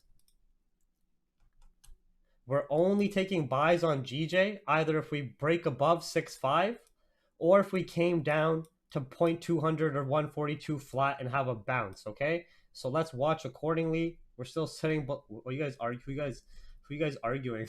But we're still below 0.500 for now. But if we pop back above it and break above this order block, then it shows us that buyers are jumping back in the market. Then obviously leave any 0.500 entries risk free so you don't take a L. And we would only adapt to the buys if we break above there. GU pretty weak, pretty strong bearish candle close prior, but closed above the key level.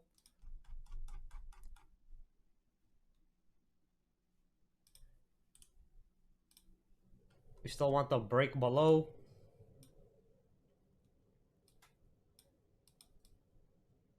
We didn't get the pullback we wanted. EU, we might get the retest of 1.21. No safe sells below the zone yet. Let's see how we react at 1.21. UCAD, we didn't get as aggressive of a pullback just yet.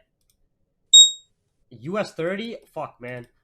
We looking for 3,300 sells, but we already just retested there like 5 times.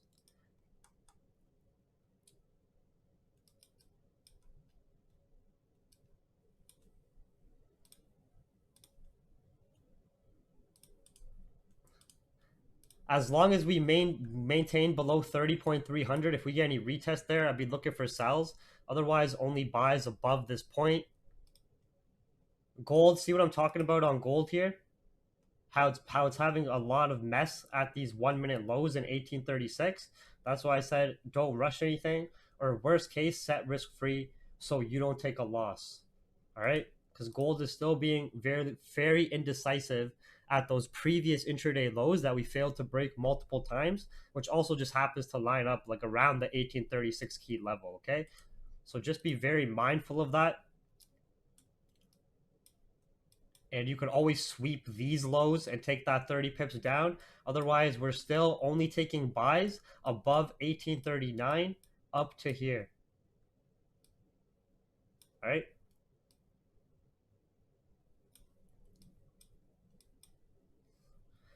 What's going on in the chat? I haven't been paying attention to the chat.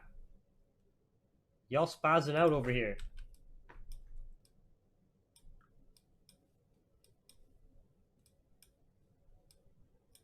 So pullback buys above 1839 to 45 if we break above this order block high.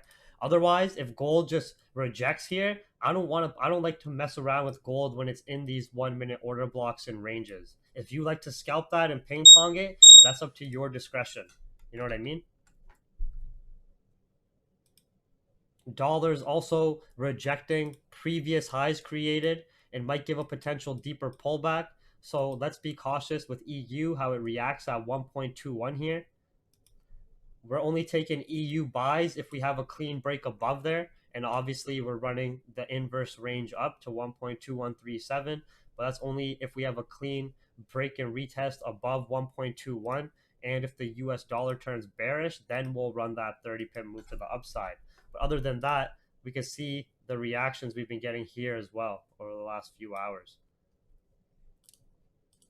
All right, let me read the chats for any questions you guys had. GJ, hourly made that lower wick right at these previous lows.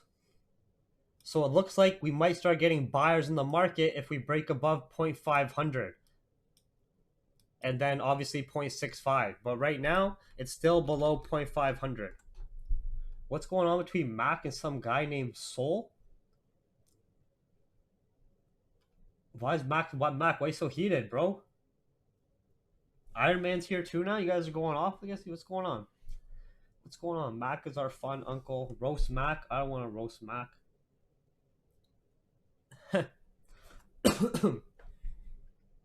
Yes, you can ask a question. James Currington, go ahead. Watch gold as it approaches the top of the order block high.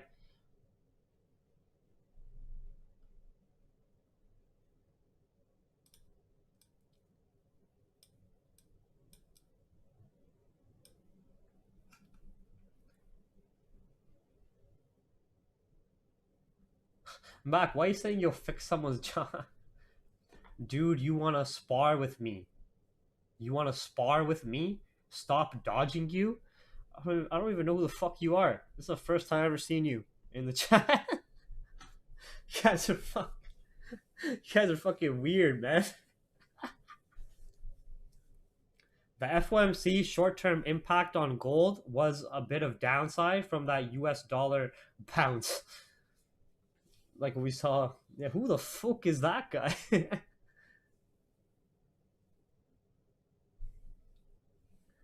Jad, why do you always ask this question every single session?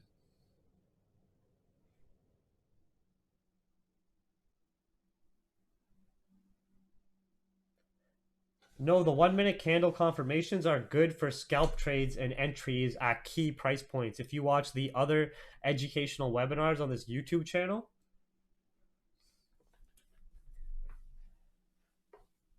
yes, yeah, you notice that too, Kaz? That Jad guy asks that question every single fucking night. What's the best pair to trade, hey? What's the best pair to trade?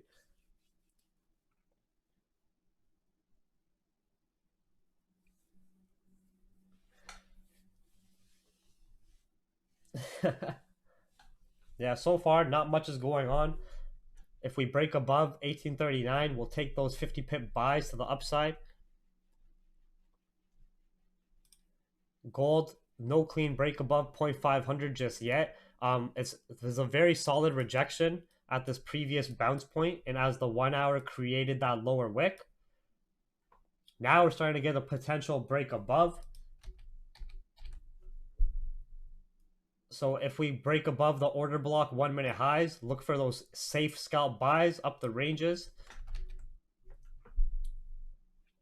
GU, we're waiting to see how we retest here. Same type of idea. Gold, we're having a candle close above 39 on gold. If we push up and get a retest, or if you got a breakout entry at the zone, let's see if we create a support here. Any thoughts on NZD JPY? If you don't mind sending a chart.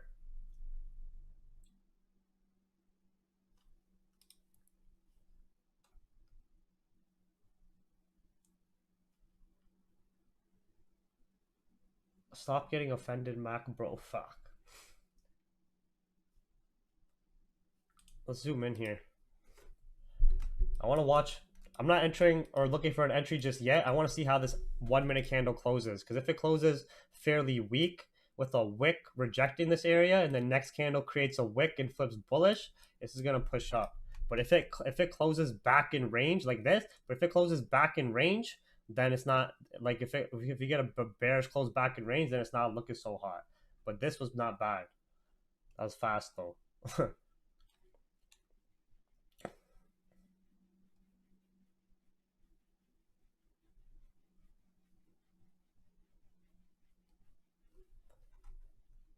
A lot of little price sensitivity to the left here. I want to see how this candle closes. Because if it closes like this when we go back in range, don't jump in buys yet. I want to see if we start making a little support and order block right here above these 1 minute highs. And then it's going to boom. And GJ still rejected point. Like this is when you're watching the 1 minute price action, very similar to any other candles. Don't enter on an active candle. Wait for the candles to close. Like if you were starting to jump in buys just because it pushed here, but the candle ends up closing at 0.500, then like don't be shocked, right? Because we're still rejecting 0.500 and we're still below that structure for now. It seems like there's a decision being made between GJ buyers and sellers at these intraday highs. Who's being disrespectful? Euro USD. Let's see how the dollar's looking. Dollar, if the dollar goes down for the rest of London session, we're taking EU buys at the retest of the key level here and fail to break for a scalp trade. Right now, we had a solid reaction, but nothing major just yet. 365. Oh, you bought for a pullback scalp at the low, Manuel?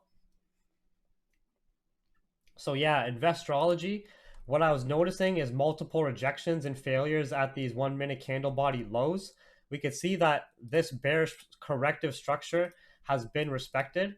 So as long as we maintain, but we until now where we're breaking above it. So even if we get a deeper pullback in this range, as long as we maintain above it, we could see some continuations to the upside.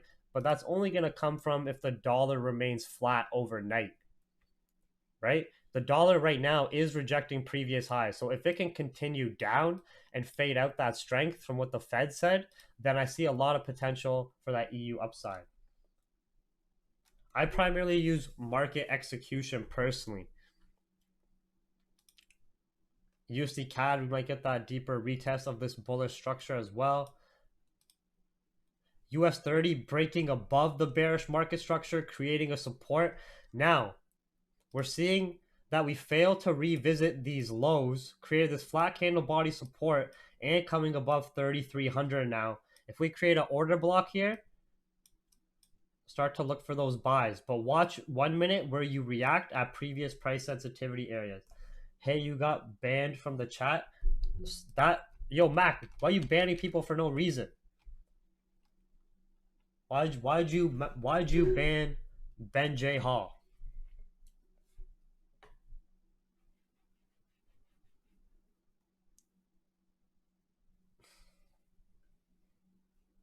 Oh, on your other account. Man came on another account just to say. I don't know.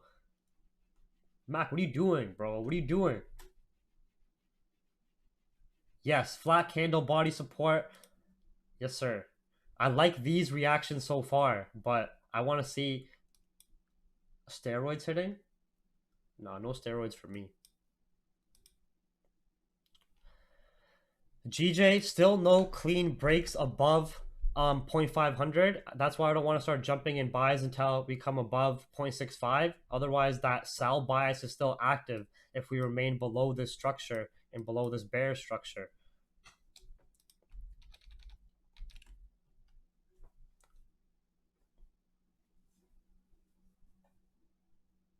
Huh?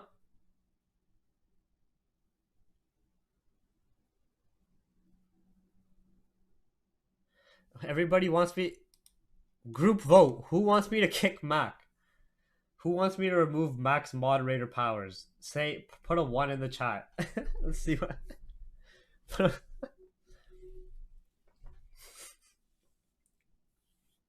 No? You guys are good. Right? So someone said 1. 1.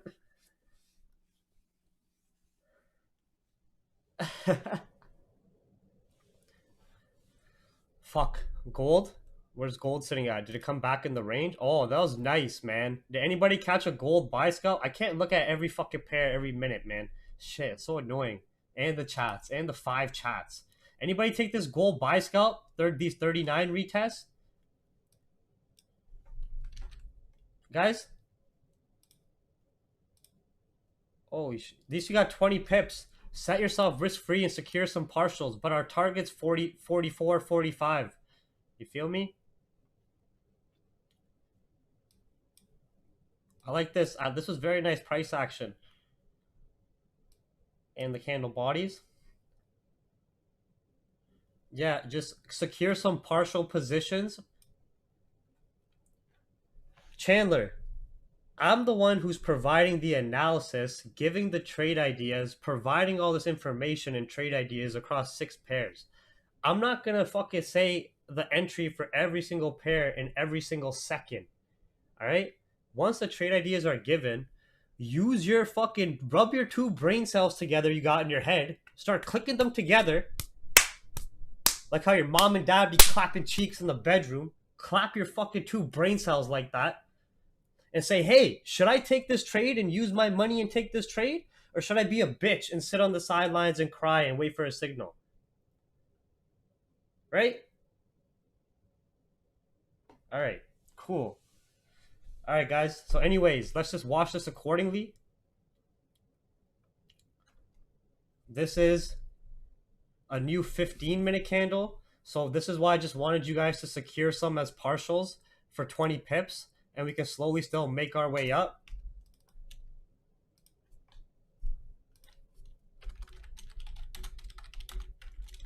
Did you guys secure some when I told you guys? And leave runners? At least you got 20 pips, right?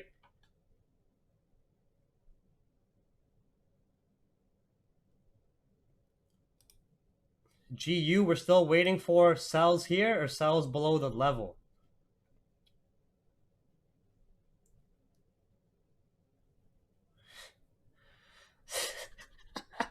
That was creative, eh? The parents clapping cheeks. I don't know how I think of these things sometimes.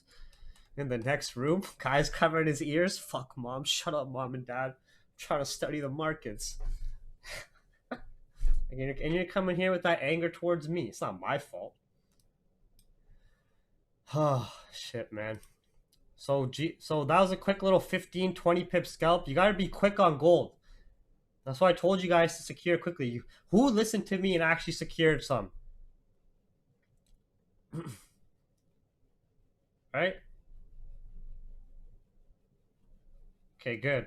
Let's watch accordingly now.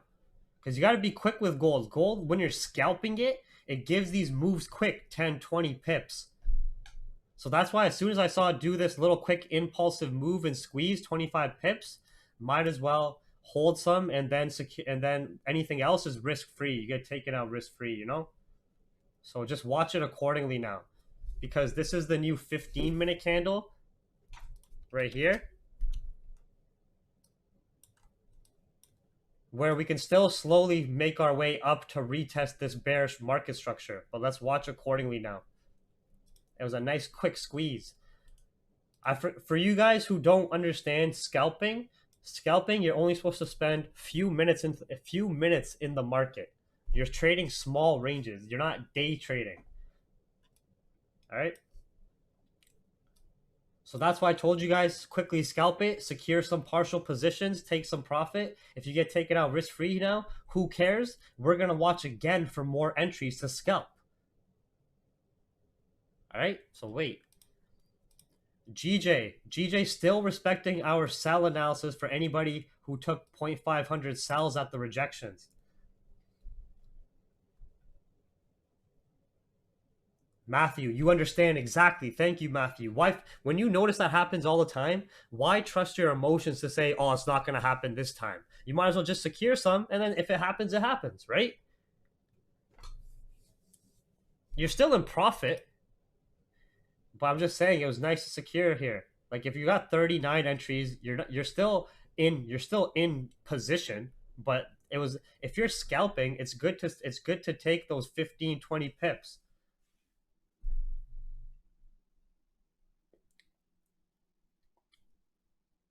All right. That was just like the 15-minute candle doing that potential low retest. GJ's looking like it's still slowly creeping down, but it's just playing around this little 10-minute range so far.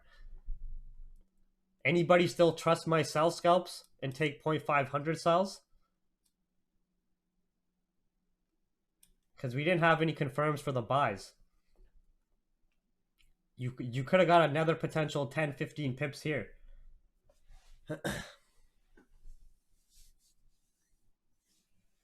That gold was a 15-minute candle. I was telling you guys, just that's why I say secure some partials. You can always enter. Remember, you guys are fucking scalping.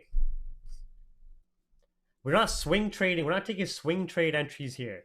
We're looking for 10, 20, 30 pips. If you get more than that, that's a blessing.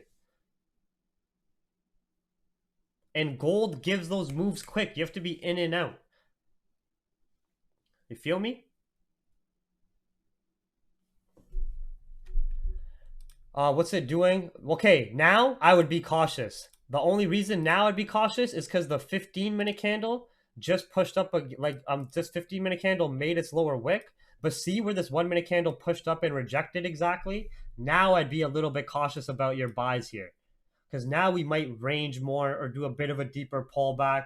Okay? With this price action we just saw in that 1-minute rejection, now I would be a bit more cautious and watch your trade accordingly and potentially exit at break even or exit a bit in profit or close all positions and just watch accordingly here if you're in those 39 entries, all right? I liked how we did this pullback and failed to break. I don't like how this 1-minute candle pushed up to this high and closed with this very weak candle close, all right? So just watch that very carefully now. But we do slowly want to make our way to 45. Because if with this rejection, if we come back, don't be surprised if we come back in the range. And then we make like the next 30-minute lower candle and lower wick, all right? Yeah, GJ's just messing around right now.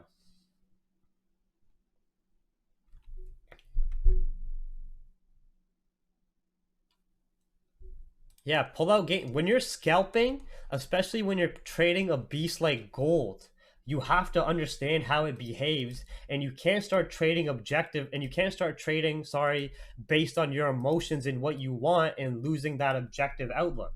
You have to understand, we were looking for scalps to secure, and this was our target, but it's always good to take that 10, 20 pips. That's why as soon as you got that squeeze, what did I say? Yo, secure some right now. Just this is the way gold behaves on the lower time frames. If we were intraday trading, you would have a more deeper stop loss set and a higher take profit where you're going to be dealing with the waves. And see what I told you guys here about how I didn't like that price action. So don't be surprised if it comes right back down. Just be cautious of that. But what we can still verify is that that 36 support is holding strong. All right.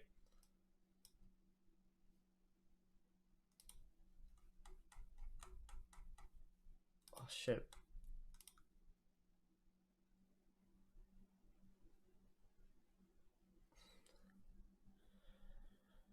COVID, COVID UK, talking about vaccines, vaccine schedule.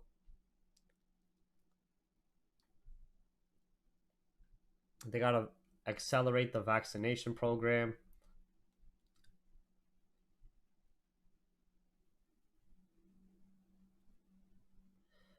No, I understand. Like, I personally like to take scalp trades, and if they can turn into intraday trades based on the volatility, volumes, and price action and market structure, then no problem, right? By the way, new 30-minute candles in the next 5 minutes and more volume coming in. All right, cool. No significant headlines right now. What's this?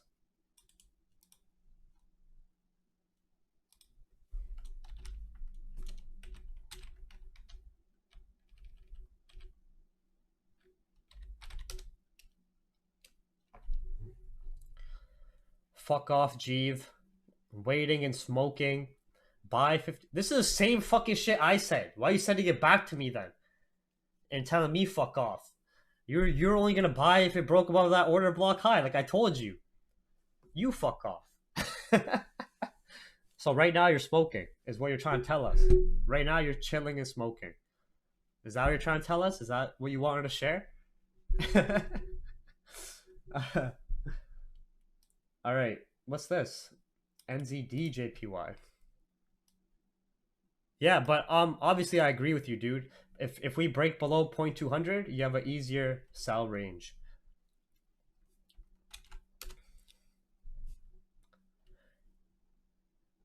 So you're looking for a one-to-one trade on the intraday time frames. Your reason for entry is the previous support zone.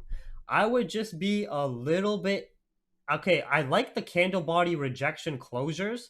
I would just be a little bit iffy that you might get caught with this candle doing a pullback, then continuing back up.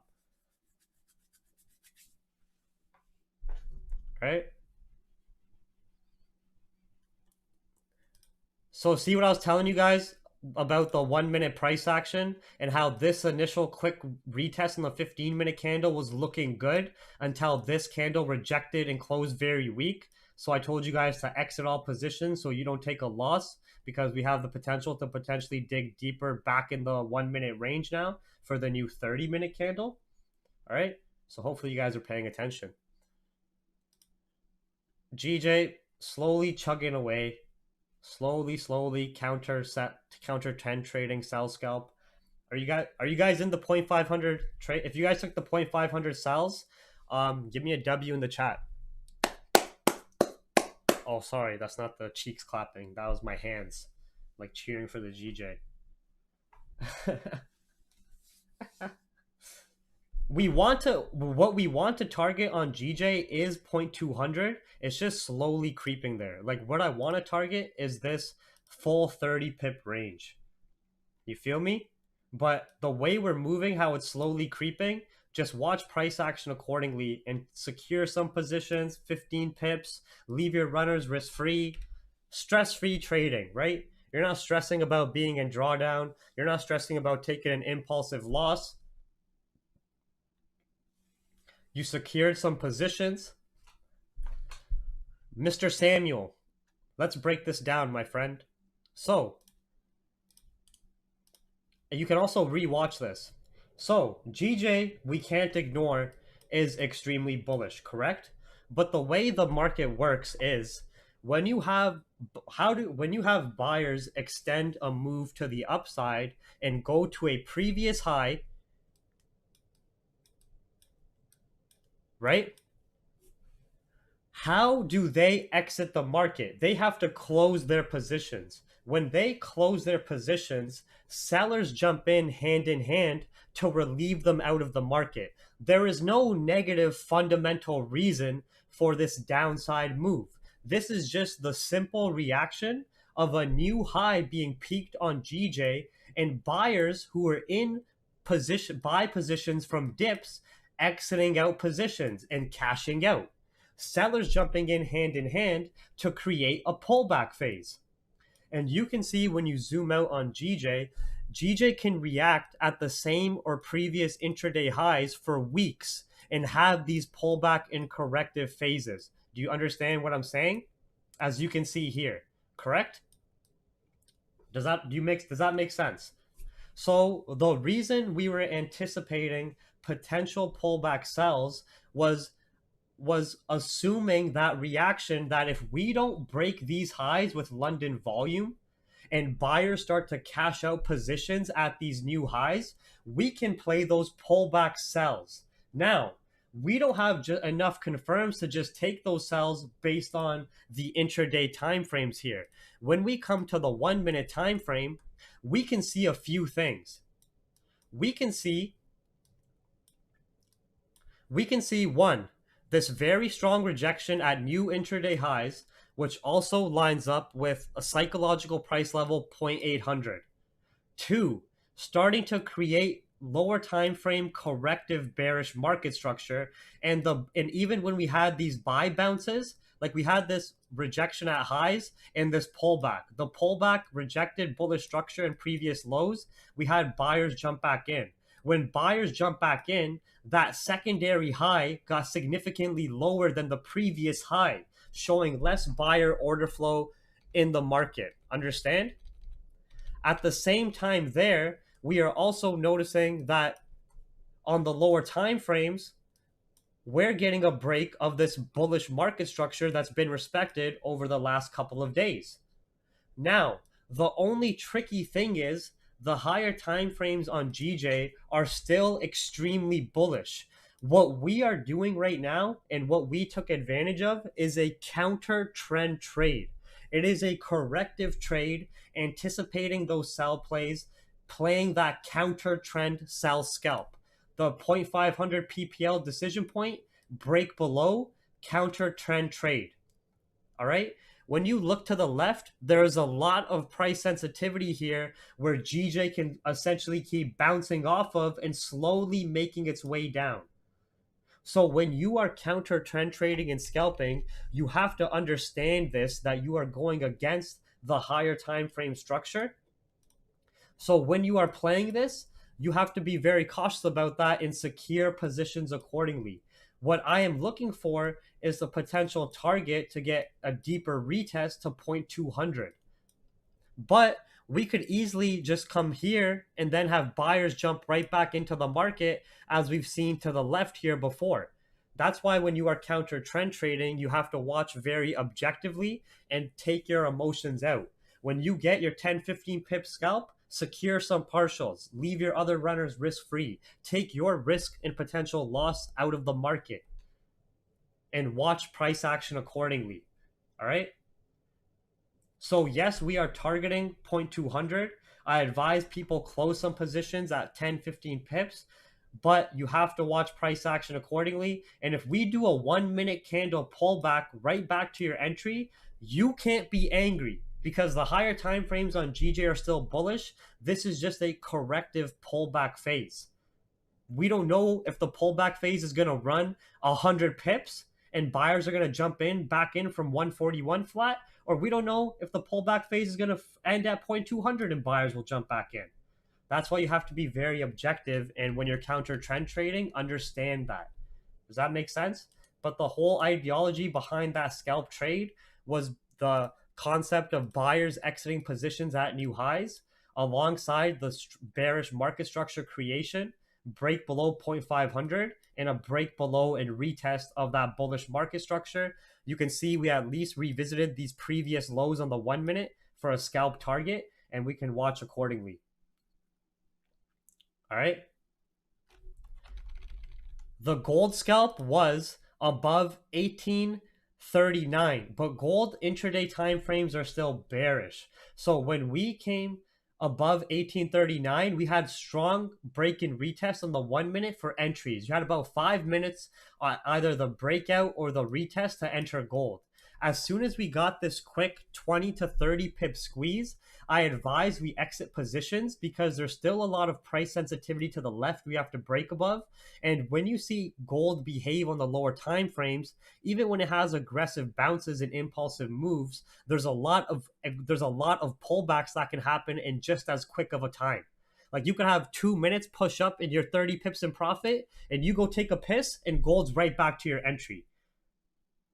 So just from experience and how gold behaves in the lower time frame, and as we are scalping it, I advised everyone to exit out at that 20 to 30 pip squeeze. All right.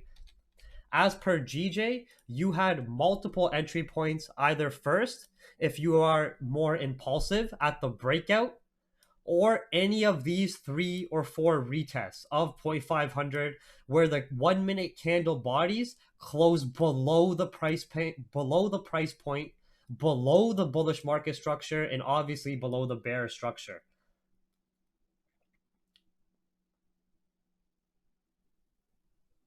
Okay.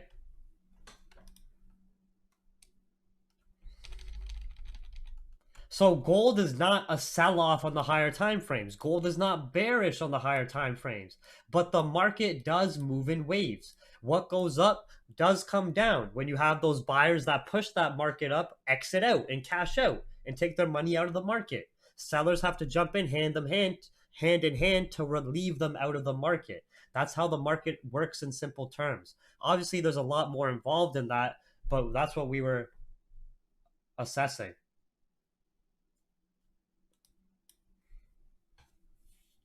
GJ, on the higher time frames, if you zoom out, how can you tell me this is bearish?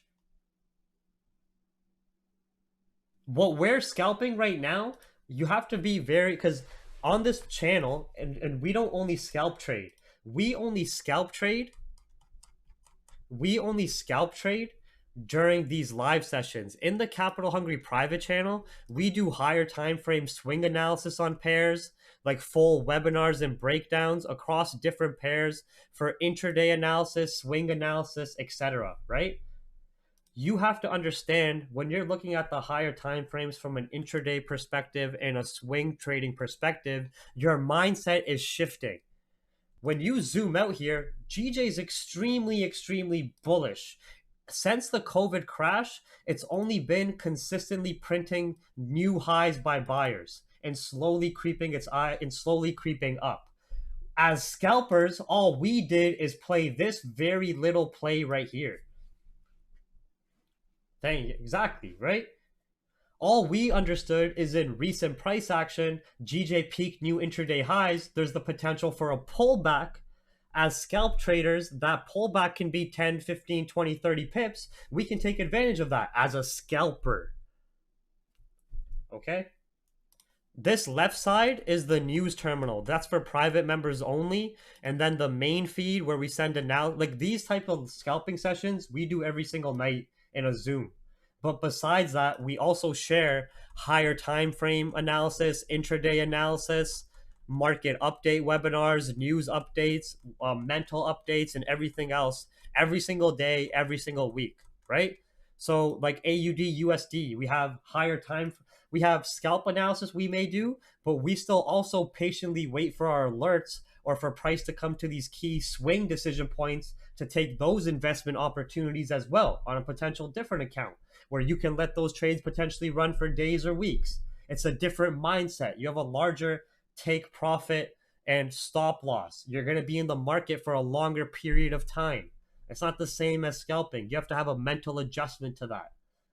You have to have the experience to adjust to that, right? So in the private chat, every week we do a weekly recap webinar. Every week we start like this: mental reminders, watch a psychology webinar, a weekly recap and refresher webinar, 20 to 30 minutes, an economic data events report of what's going on in the week, a news briefing of what happened over the weekend, your political events for the week, your market sentiment and investor read. This is an intraday scalp and intraday market update across 5 pairs of 30-minute webinar. And then also in between, we do higher time frame intraday and swing trade analysis as well. Right? And then we do these Zoom sessions every fuck it, we do a lot. Holy.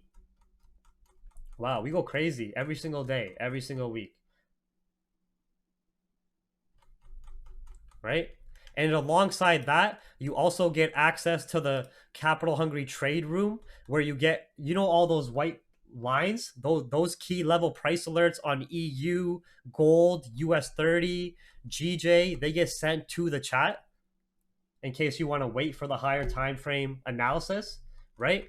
You get these session alert reminders about when sessions are closing, opening.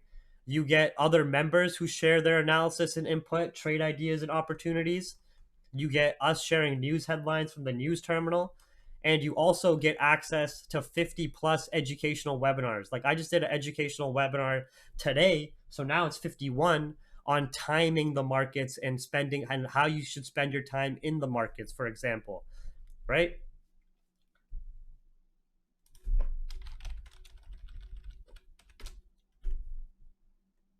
Well, I'm not signed in. I don't want to sign in now anyways. But yeah, you get a lot if you want to sign up for the private channel. But other than that, you can use all of the free resources. Gold, this initial scalp was nice. Now I advised everyone stay out as gold's coming back in the range now, like we expected it to do, especially when we notice this price action. I hate to see that when we're looking for a continuation on the upside. You don't want to ignore that and just hope price flips in your favor, right? So let's just stay out of gold for now and let's see what these new 30-minute candles bring. How they have just opened up. Yeah, you guys can follow all these free resources as well. Like make sure you watch all these educational webinars on the YouTube from lower time frame, higher time frame, analysis, psychology. You can learn any paid mentor you have right now besides me. I'm not really a mentor either. I just have this trading group from my experience, but I guarantee you'll learn more from all these free webinars on my YouTube than like any fucking Savage course and shit, any fucking Moon Astro course and shit, any Ball Street Academy course. And then the Capital Hungry free news Twitter. This doesn't post as many headlines as the news terminal to the left. That's only for private channel members. But this still posts headlines all day, all night. Like even when I'm not streaming and shit, you guys can look at this if you want to see news headlines. They post all day, all night. Even Forex Factory like sources from us. And then the Capital Hungry free Telegram analysis channel.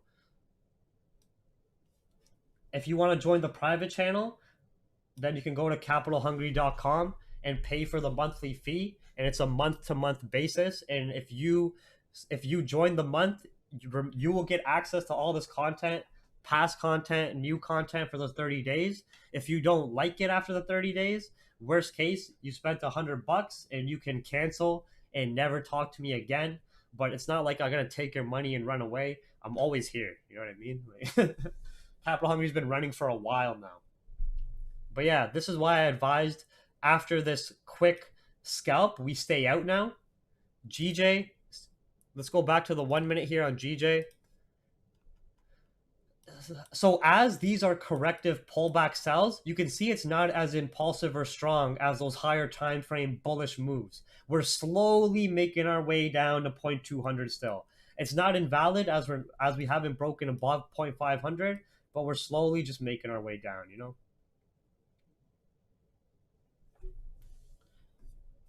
Yeah, if you guys like these type of Zoom session like live streams, then we pretty much do this on the Zoom sessions with with the private chat, except I don't talk as much because all of the private members should know more than you fuckers in the YouTube chat, because they should watch all of the educational webinars, right? Like there's 50 educational webinars they should watch. Like, no, not to be rude. So obviously I don't talk for like 4 hours straight. I say the trade ideas, we wait for the execute, and we watch the markets. GU, shit, I'm starting to break below the key level with this break and retest, eh? If we clear these 1 minute lows, we will go to 1.316. EU is retesting that structure, but still, I don't like how there's a lot of price sensitivity to the left here. And when we're looking at the US dollar failed to break these lows and is still bullish. It's not making its way down. And global equities are, anybody take the 3,300 sell when we broke below? Because global equities are still continuing down. Is selling GJ at 0.300 a dumbass move? At this low, yes. Just because of all this price sensitivity to the left, I feel like your next safest sell bet would be below 0.200 now. You don't want to sell at 300, be up in 5 pips profit, and then the next hourly does a 15 pip pullback against you, still respects bearish lower time frame structure, then continues down. You get what I'm saying? So I wouldn't advise selling at this current low right now. I'm not saying it won't melt, because we are targeting 0.200. I'm just saying it's not the best entry.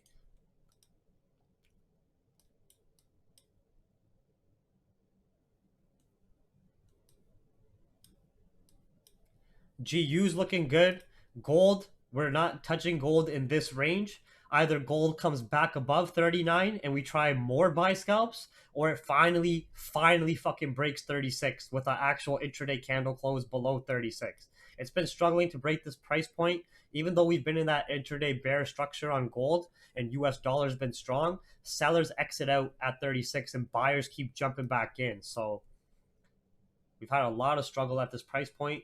Maybe we'll see a break there at New York. PPL means psychological price level. It's a price level on the lower time frame, specifically on GJ, that's been back tested, where you see reactions based on the quarter point theory from investors, like buyers and sellers at these significant price points. It doesn't follow exactly the quarter point theory, because when I back tested it over the few years, I found that 0, 0.200, 0.500, and 0.800 gave the best reactions between the higher time frame ranges. Like, for example, this high, look where it rejected, 0.800.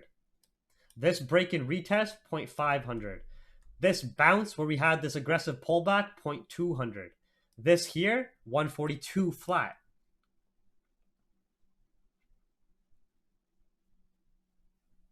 So if you guys take the time to backtest the lower time frame reactions at these price points, you'll see some great reactions. Sorry. An intraday candle, sorry, to me, is anything like a 30-minute, hourly, and 1 hour candle close. Even like a 15-minute candle close. But for me, usually above a 30-minute candle. Anything below that is more into the lower time frame candles. Higher time frame candles are daily and above. That's just my verbiage or description of it. Other traders or streamers might have a little bit of a different definition, you know? But anyways, let's get some W's in the chat for those GJ sell scalps. Played out nice.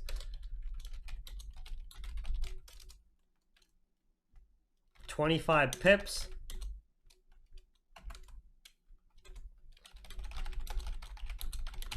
Rewatch the webinar for the analysis if you need to. Oh, sorry, I didn't mean to click something there.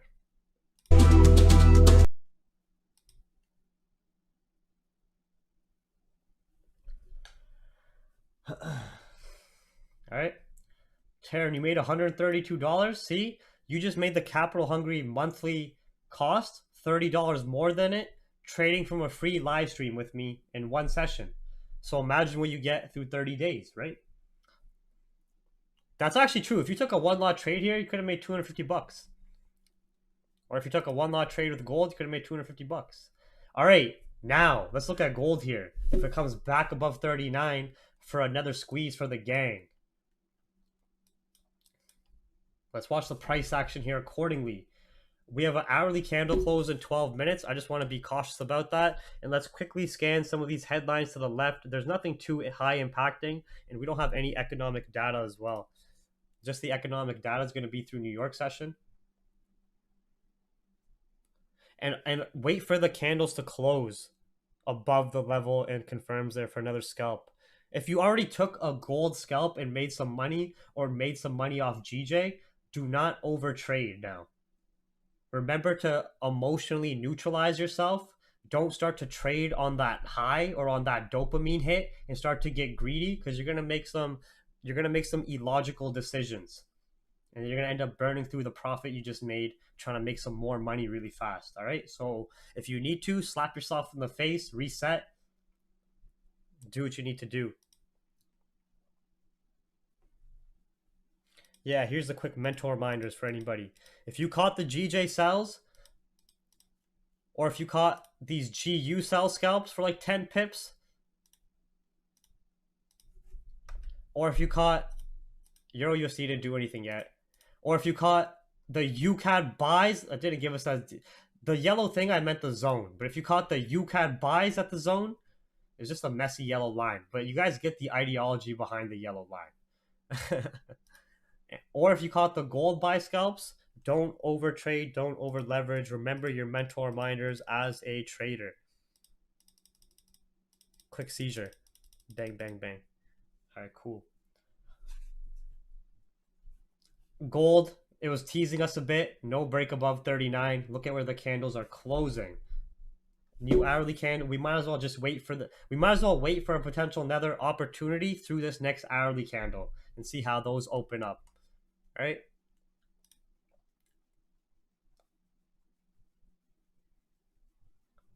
Samuel, do I think it's a good idea to buy at 200? Only if we create a flat candle body support.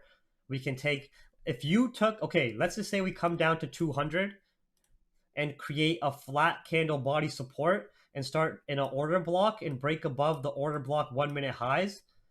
You can risk some of your sell profit and maybe take half the lot you did on the sell and take a higher risk buy with the trend if we fail to break 0.200 on the new hourly candle. Other than that, I would just be cautious as we're still playing this corrective structure. Yeah, if you guys enjoy these streams, make sure to send a like, subscribe, share this around. If you guys are in any other trading communities, like in the Astro Trading Group or Wall Street Academy or Daniel Savage's chat, send my stream in there. So then they'll know, holy fuck, this is out there for free. What am I doing charging people for all this bullshit? Right? And then if you're also shocked by that, be curious to what is offered in the Capital Hungry private chat if we can do all this for free.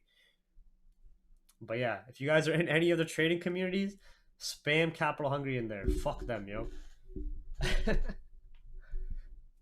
I'm gonna go fill up my water bottle. I'll be back in 8 minutes at the new hourly candle. Cool? Let's just watch price action accordingly now and how these hourly candles are going to close and how the 4 a.m. candles are going to open, and then be cautious of Asian session, the entire market close at 5 a.m. Eastern, and the new 4-hour candles at 5 a.m. Eastern. Yeah, my FX journey, the girl, she's just a demo trader who took a bunch of people's money, lost it because she said her cat was sick, and then disappeared for a bit, and then came back again to show her Gucci bags, Lambo, her fucking titties and shit, blonde hair, and say, hey, give me some more money to trade with. And then guess what? Horny ass dudes gave her some more money to trade with. But yeah, just a classic marketer. I'll be back.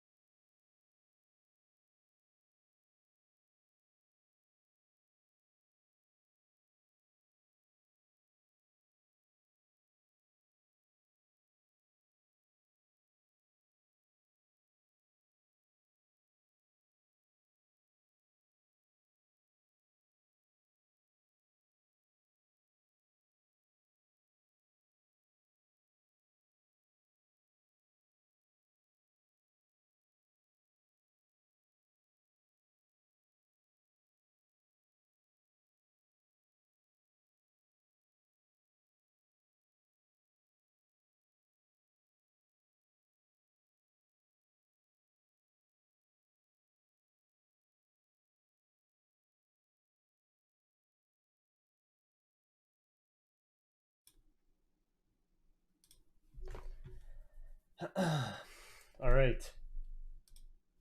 All right. What's going on here? Gold still messing around in this range. We're still waiting for it to come back above 39 if it does, or break below 36. That was a nice little initial scalp like we discussed. GJ, like we're talking about, slowly chugging its way to the 0.200 target. Anybody take those GU style scalps? We didn't get the London pullback to the prime sell area we wanted. We failed to break that previous area, then did our break and retest here on the 1 minute. You should be able to get an easy 15 pips here if you took that.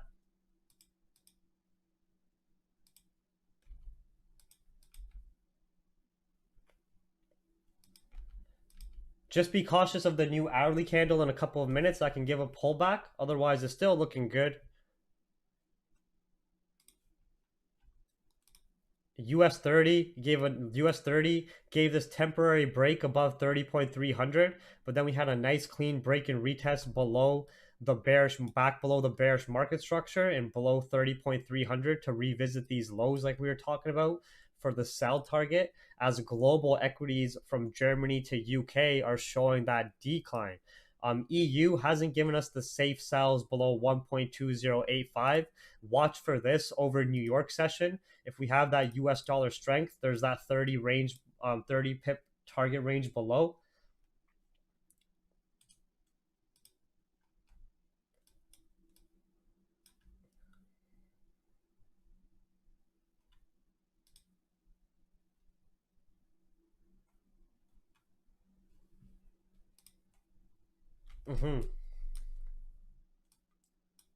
Iran war? Yeah, there's for sure going to be a war in Iran. Just makes sense. One of the last few nations without a central bank who have control over the Strait of Hormuz, have a lot of control of oil demand. So it makes sense for the US to raid them.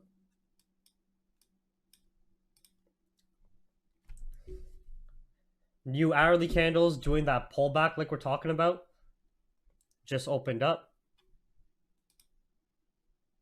This hourly candle just opened up without a lower wick, so I don't want to jump in gold buys for no reason.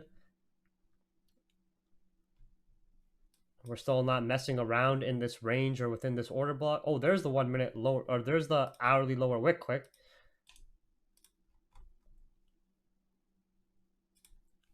Looking like we might get our squeeze again on gold if we on the 1 minute stay above.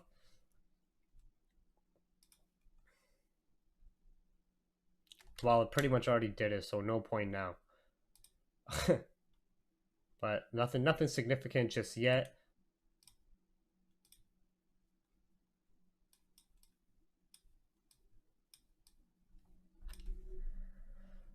Sure.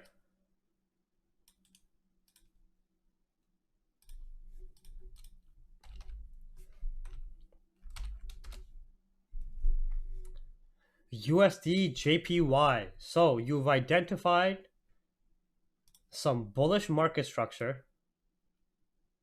One thing we can also validate is on the intradays, the dollar index, the Dixie, is still holding some strength, and the Japanese yen, the Jixi, is still relatively flat and bearish.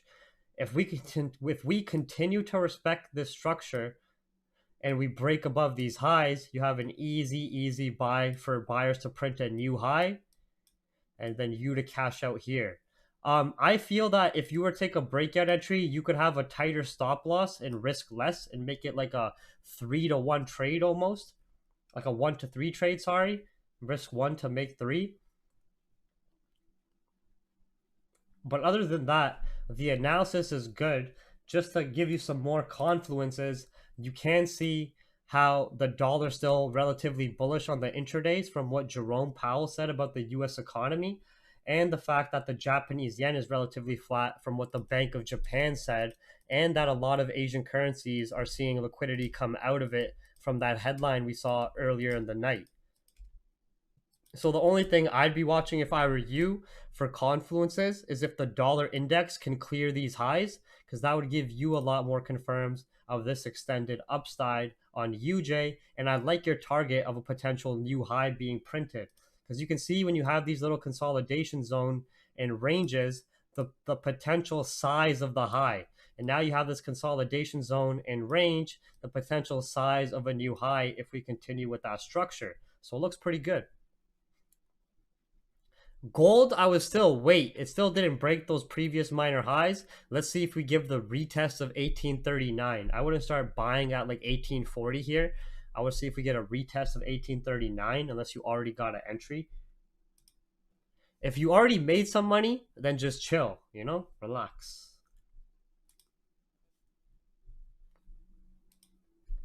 EURUSD is just playing between these candle body highs and lows. Yes, these are some nice 15 pip bounces up and down, but nothing significant to execute on.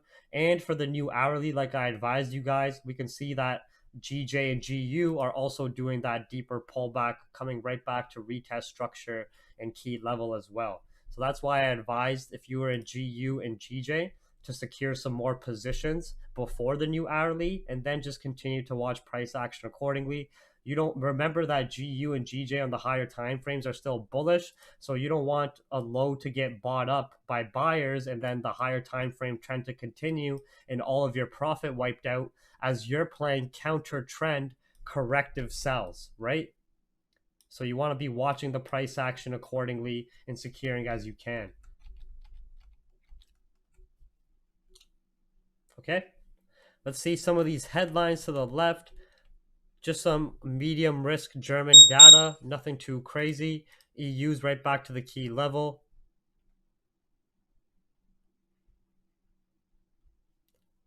We haven't had too many high impactful headlines overnight or any political speakers.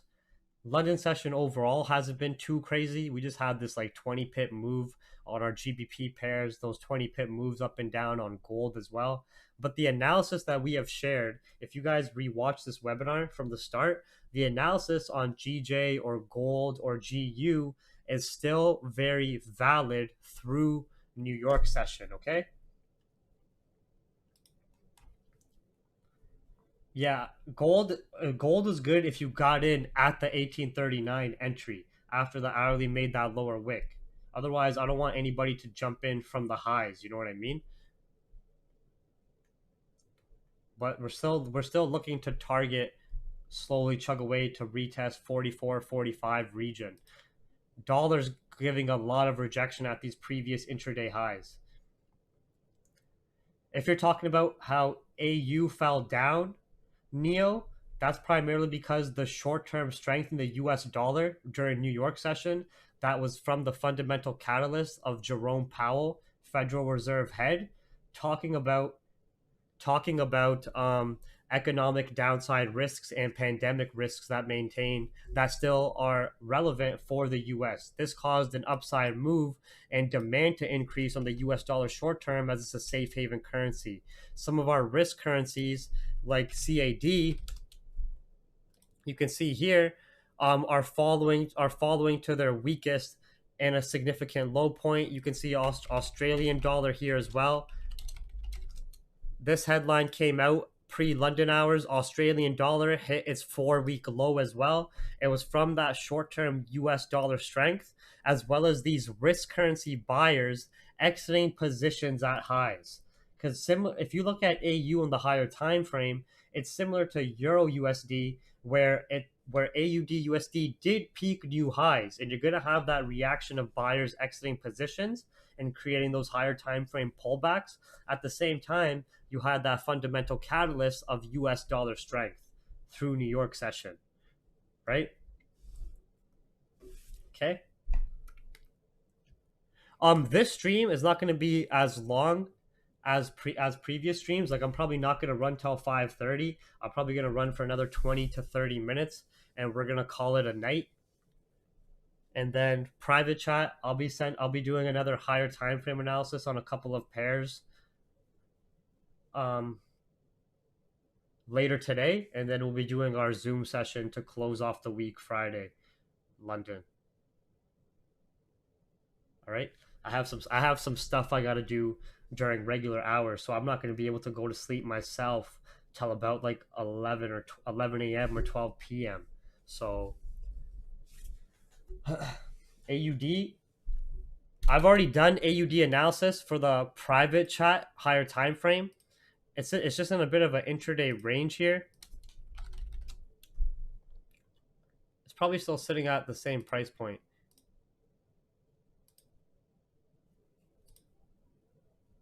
But yeah, it's in this corrective stage where below 0.76, 767, we were looking for sells down to 760. I don't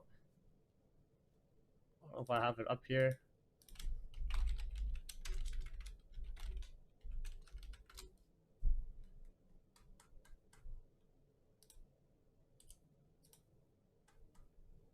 Oh, yo, these sells played out great, private chat. Look at this shit.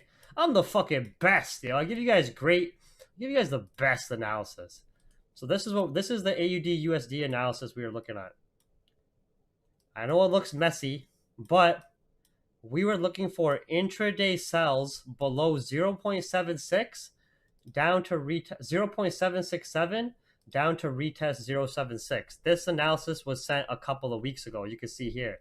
Hey guys, don't play in this range. If we break below 0.767 and have US dollar strength, we can take these intraday sells down and watch the reactions at 0.76 here. So you can see we broke below these previous intraday lows. We failed to revisit these highs. On the hourly and 30-minute, we had that break and retest. Straight range to range, 70 pip intraday trade. Now we're going to be doing a deeper retest where if we break below 0.76, there's a lot more room for downside if the US dollar remains strong and if there's any potential AUD lockdown.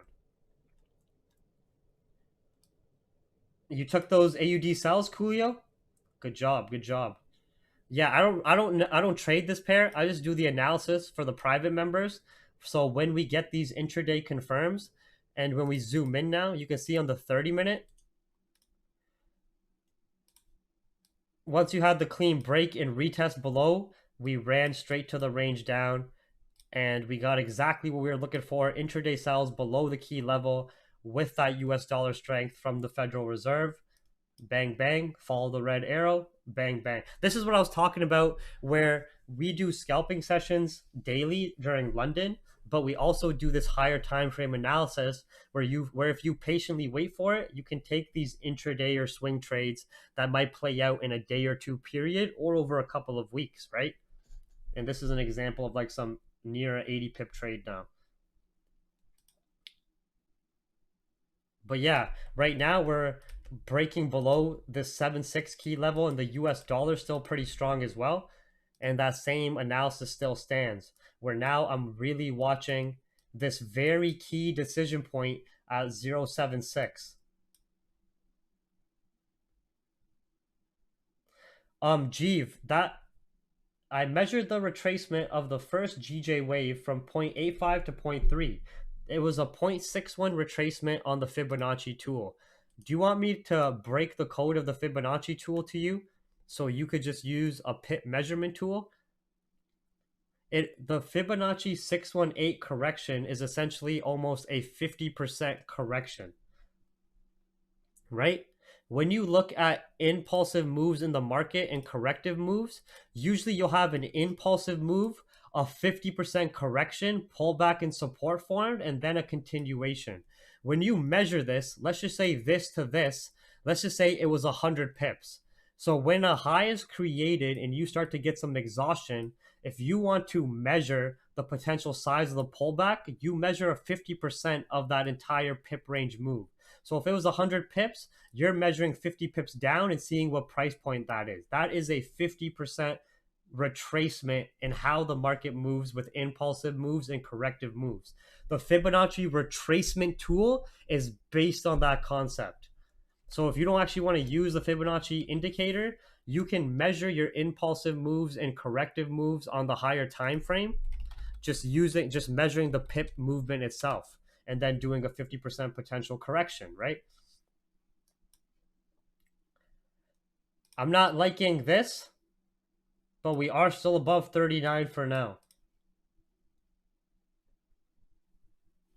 Is GJ turning bullish on the 1 minute? Not yet. We're still slowly respecting this corrective structure.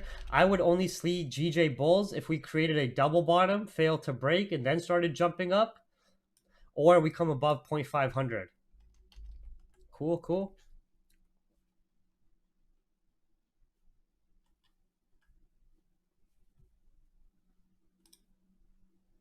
GU, similar idea. It's just reacting back to the key level. Euro USD is ranging. US30 slowly creeping its way down. UCAD gave that retest of this previous zone in highs, like we were talking about, slowly making its way up. Yeah, you guys have to understand, this is the first month of a new fiscal year, business year, right after dealing with the pandemic for all of 2020. You're going to have investors sitting on the sidelines after having such strong moves during the 2020 period, waiting for the market to develop and more fundamental catalysts to come up to the scene that haven't already been priced in. A lot of the vaccine optimism has been priced in. A lot of the COVID fear, it's been priced in. There hasn't been really anything new that we have seen so far that we haven't already dealt with and that investors already haven't priced in, right? Maybe if a new COVID variant comes out that actually leads to global lockdowns, okay, that's going to bring mass fear to the markets and make investors lose their confidence and have them exit out positions and shift that sentiment and shift those higher time frame trends. We'll see a flood in the safe haven currencies. We'll see our risk currencies deflate. Okay. Yeah, new 15-minute candles and 30-minute candles closing in 14 minutes.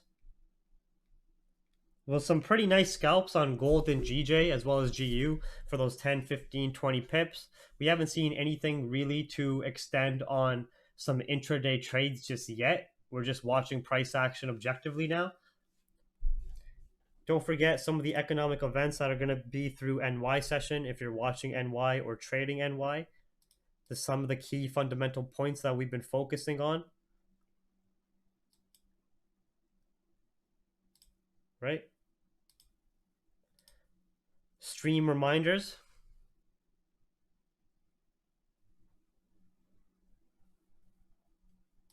And your mental reminders. I'm getting tired, man. I've been talking for a while.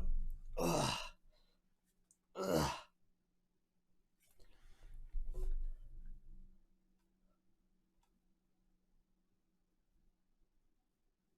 I think the U.S.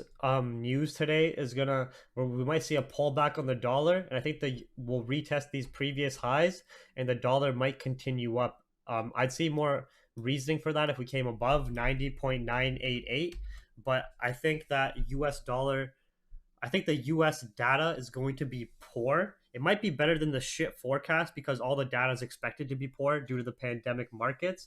But I think the data is going to be poor, which will first cause an initial downside move and then spike on the dollar because it's a safe haven currency, and that economic uncertainty will bring up dollar demand and then obviously drop the stock market potentially. We can see US30 still respecting this bearish corrective structure, and at this point safer sells would be below 30k flat. 30k flat is a very, very strong higher time frame level and psychological level on US30. So be cautious of this area where if we could get some potential bounces from this level, okay?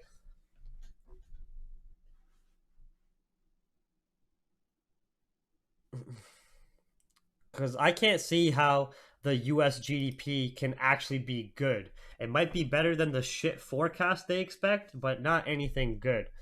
GJ buys I wouldn't take unless we came above 0.500 and more safer above this 1 minute order block we were watching. All right.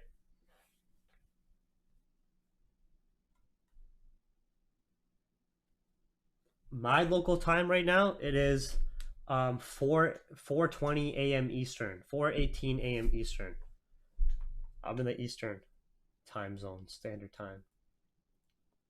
Yeah, Brexit news used to bring some nice volumes. Gold gold is just playing up and down. Again, we can't ignore the rejections at this price point. So be if you're in those 13.9 trades, obviously don't take a loss and close your positions because we've had multiple rejections 20 pips up at the exact same price point on a dime here, right? So don't ignore this. Headlines to the left of the screen, what we got going on here. ECB says banks are expected to pay 10.5 to 11 billion euros worth of dividends. That's all comes from them. ECB says probability of 1.4 trillion euros worth of NPLs has decreased. The new stress tests are supposed to start shortly. Nothing too serious. Just talking about all the money they're giving to the government and all the money they're moving around all the fucking time while everybody just fucking sits there like a zombie. Crazy, right?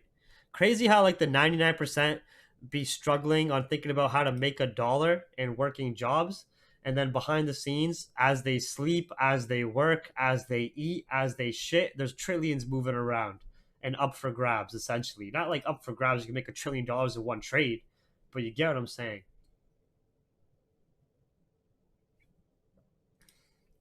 I usually only sleep 4 to 6 hours unless I'm just brutally exhausted. But I'm primarily catching up on sleep on the weekends.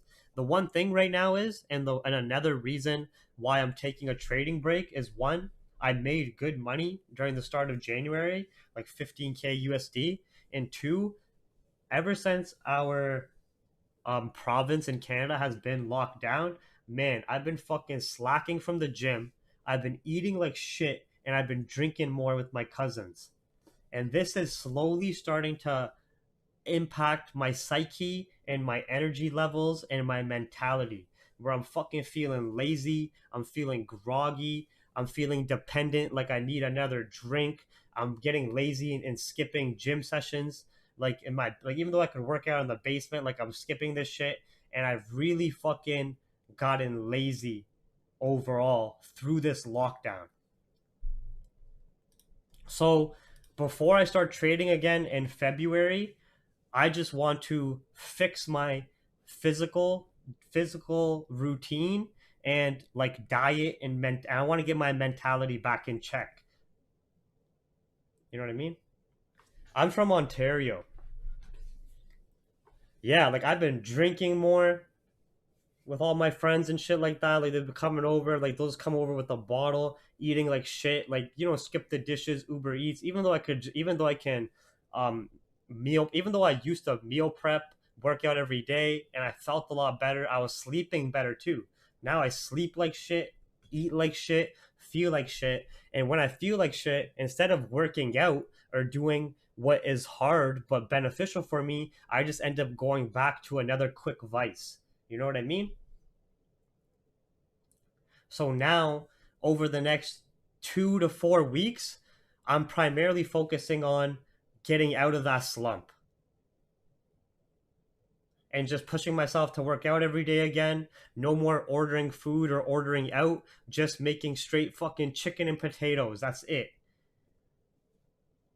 Chicken and potatoes, only drinking, and I was drinking a lot of juice and shit too. I wasn't much of a sugar guy, but as I started drinking like alcohol or eating like shit, then my body wanted that sugar naturally. So I was drinking more pop and shit too. You know what I mean?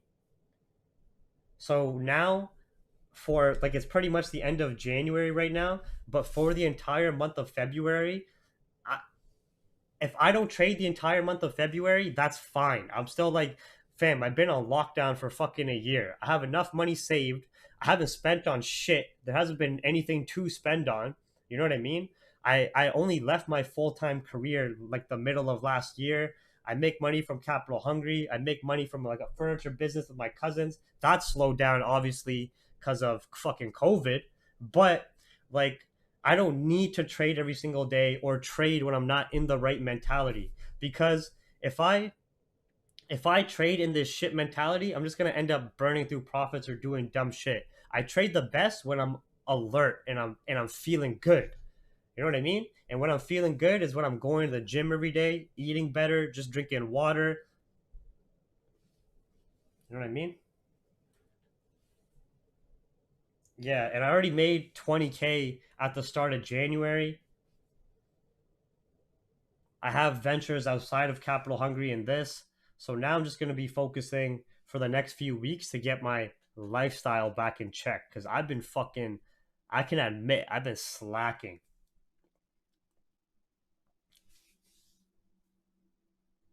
Yeah, and at the same time, we had like the holidays and everything as well, right? So everybody was trying to celebrate what they can over that period of time.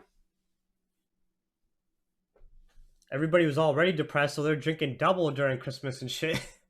Like fuck, might as well enjoy what we can a bit,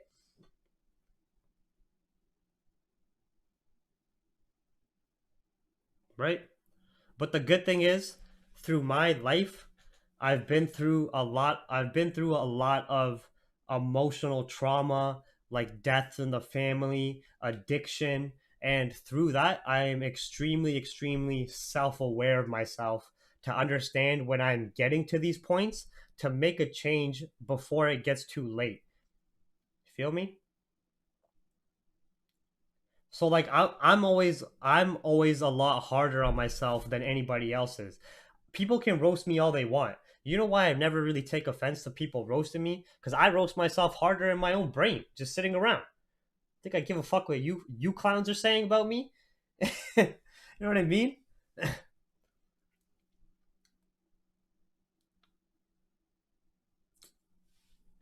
I'm 26. Sorry, 27 now since August. Forgot it's 2021.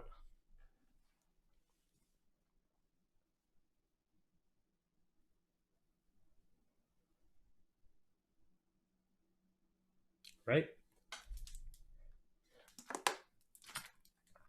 So yeah, that's what my focus is going to be on because I know people who are I know people who've made hundreds of thousands in the market and they've gone through some personal issues rather either with like a divorce or like getting addicted to a certain drug and they've burned through so much money doing some dumbass shit. So I like to learn from my own mistakes as well as other people's mistakes as well. Do you need a degree to work as a trader for institutions? Not necessarily if you can show your own track record. I know Raja and Ted in real life. Laziz or Osmos? Probably Laziz. For shawarma, right? You're talking, Tanish? Talk about shawarma spots? Laziz over Osmos.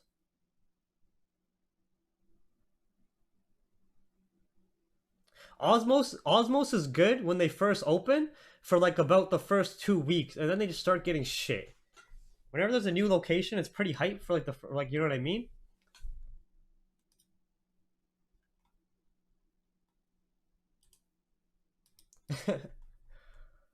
No, Osmos thinks they could just put a bunch of garlic sauce and mask their shit chicken, but it doesn't work like that. Can't just flood the whole thing in the garlic sauce. But yeah, I fuck with shawarmas, man. You're making me hungry right now, actually. Andrew, you're 47 and feeling old? Hey, don't worry about it, man. What, when they flood your shawarma with the garlic sauce, Daryl? You always type everything in caps, so it seems so aggressive. Like you seem like you just yelled about that shawarma right now. Like, yeah, I hate that. They flood it. You don't. Most brokers are probably going to be B booking. No broker. Think about a broker, okay? A broker is giving anybody and everybody potential leverage in the markets to trade these corrupt financial markets. It's like a casino. It's like a casino. As long as you're of age, a casino accepts anybody to come play with your money because they know the majority of people are going to lose, right? So most brokers move in the same way where they're going to make their money off of the fees, the deposits, the commissions, and the volume of traders they have under their broker. And if you have, and if let's just say you were to open a broker, right? If you were to open a broker and you had all this data in front of you about the retail trading industry, and you saw that the retail trading industry, which are your customers, 99% of them lose. You're seeing this data right in front of you. It has nothing to do with the broker, it has nothing to do with some bank manipulation. It's due to human inefficiencies, weaknesses, and errors in psychology of why the 99% lose. Just like you have people that want to go into the NBA, you might have kids that dream of being in the NBA since they're a kid, and you might have 1,000 kids that want to go to the NBA. Only one of them or two of them out of the 1,000 is going to make it, even less maybe, right? The same concept of how 99% lose in trading is the same concept of how 99% of businesses first fail, or how 99% of people who want to be a professional athlete won't make it. It's the same concept. So if you were to open a broker and the brokers, and you have the option to either trade with the 99% who are losing or trade against them, what the fuck are you going to do? So there's the answer to your question. A broker is a business at the end of the day.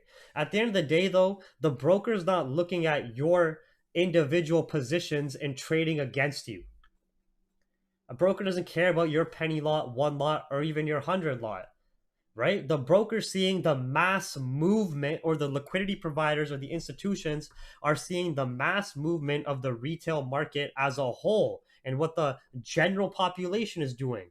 And if you're doing retard shit, you're falling into that retard population, but you're going to think you're getting individually targeted. No, you're getting targeted as the masses. You get what I'm saying? So for you to make money in the market is not going to be any different if you're with a A book broker or B book broker. That has no difference on your profit potential. And if I was to open a broker and my customers are dumbass fucking retail traders where the 99% are undereducated, underexperienced, and are looking to make a quick dollar, I'm fucking betting against them. Do I look stupid?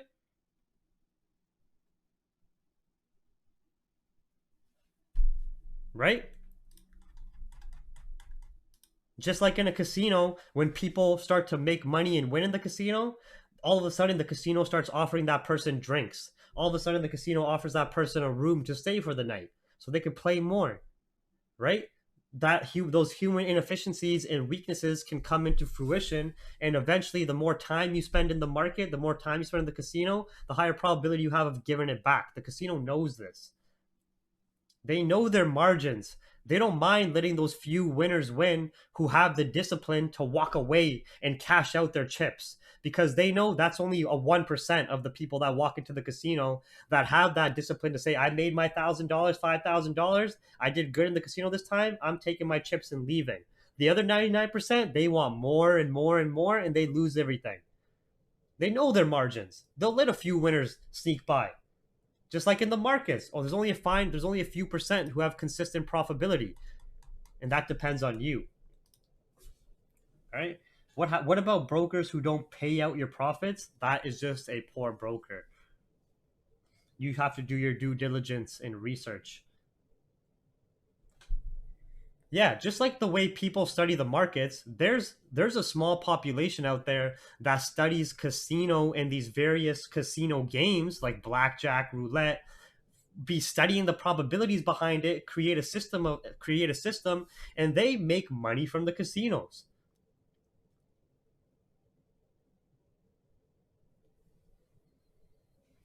Right? But at the end of the day, it's all about that discipline, that pre-planning.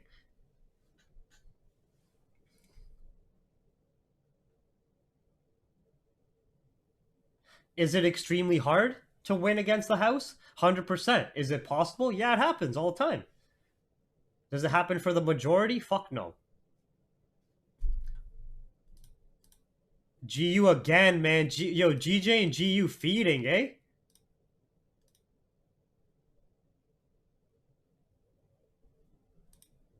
EU, nothing yet. Gold, anybody still holding gold 39? At least you're in profit. We still obviously need the clean break above these 1 minute highs, and your buys will go up to 44. But if you're still holding these buys, just watch this accordingly. GJ's finally gonna tap 0.200, which is right here on the dot. Let's zoom in so we can all clap together. Imagine this candle just goes up 100 pips. Flips up 100 pips. It's close enough. You guys get the fucking point. All right. Nice target for the runners to hit. GU gave a great entry at the key level again for 15 pips. If it breaks these lows, we're going down. Euro USD, nothing. UCAD, nothing. US30 slowly creeping down. Dollar's just starting to range. Japanese yen fairly flat. Global equities are showing us that exhaustion. Buyers finally cashing the fuck out. Holy, man. And this isn't even that big of a pullback, but finally. Like, you're thinking, like, when the fuck are you gonna take your money out? Keep fucking pumping these markets.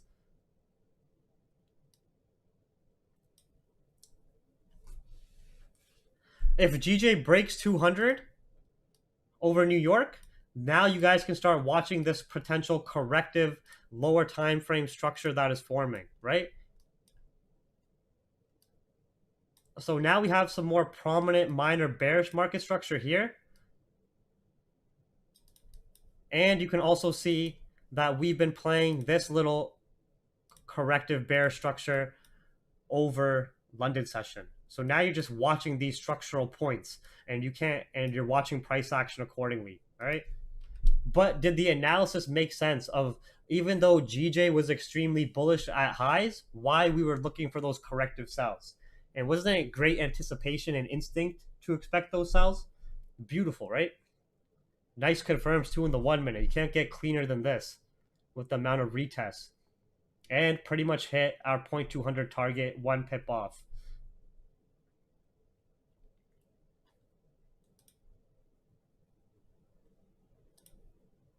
Gold, if you guys are in those buys still, if we have candle closures above here, you're going to get that squeeze. But just watch as we've been reacting here multiple times now. Keep in mind the 4-hour candles closing in 24 minutes.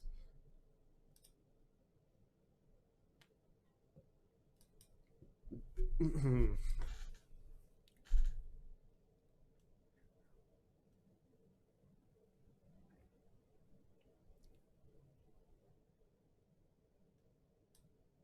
47% of working adults in Great Britain traveled to work in the last 7 days. Oh, some random stats.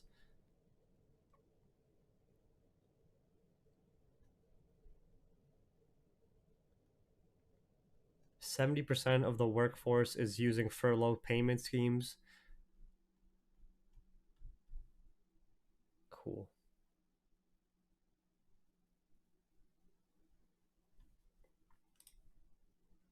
Yeah, we just need to add those institutional candles into the analysis.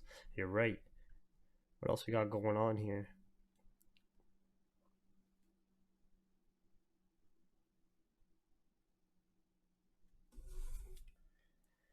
A-Rod, the amount of volume that goes into a currency versus a stock like fucking GameStop is way different.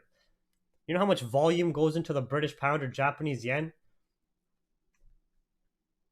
Trillions of dollars every single second, compared to a stock of a video game company, which has a way smaller market cap, way smaller volume. It's way easier to push up and manipulate. But in the Forex market, no way, it's not going to happen. There's no way you're going to see the same thing with a million retail traders pushing up GJ. Fuck no. You're talking about global country currencies here. You get what I'm saying? Right? Yeah, it's a whole different league of volume and like order flow. It's way different. You're talking about a whole country's economic currency versus like a video game store, video game company stock, you know? So yeah. Because those type of pump and dump schemes on stocks happen all the time. Remember I was showing you guys Kodak, or I was showing you guys that Asian company? But on currencies or gold, fuck no, man. That's just not happening. You're not having retail traders move the gold or currency market like that. It's way too much big of it's way too large of a volume filled market. And the cap is just like we don't even know the size of the cap on these currency reserves. And and these currencies are monitored and regulated by the motherfuckers who print out our money, central banks, where nobody really gives a fuck that GameStop got manipulated from like a economic impact perspective. Where if these currencies got heavily manipulated based on retail order flow, that would impact a lot down the line, from import and export prices to exchange rates to bank transfers to transactions between, like, you get what I'm saying? There's so much more involved in the currency markets. It's a whole different beast.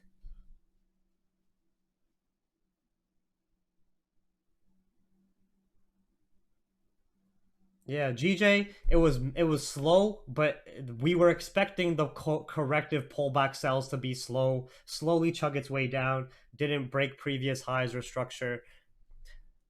Gold just failed to break these highs again, playing around. GU slowly chugging its way down. It'd be nice if we can get the full 40 pips. EU, nothing to execute on. US30, those 3,300 sells were nice.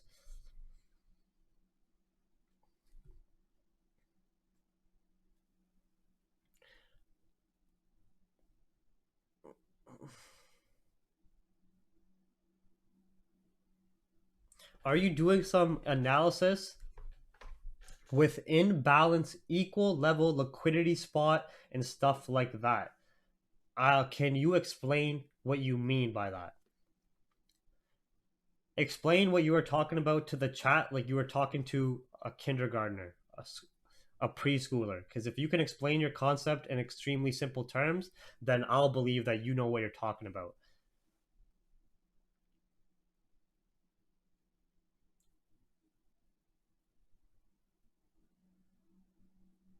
Jeeve, do you have anything to watch on order blocks in 1 minute?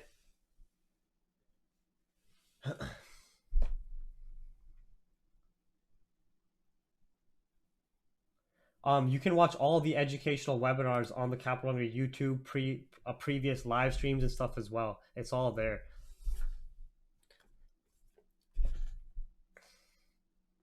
But anyways, everybody, I want to thank you guys for coming. Asian session close is in 19 minutes. New 4-hour candles. We're gonna call it a night here.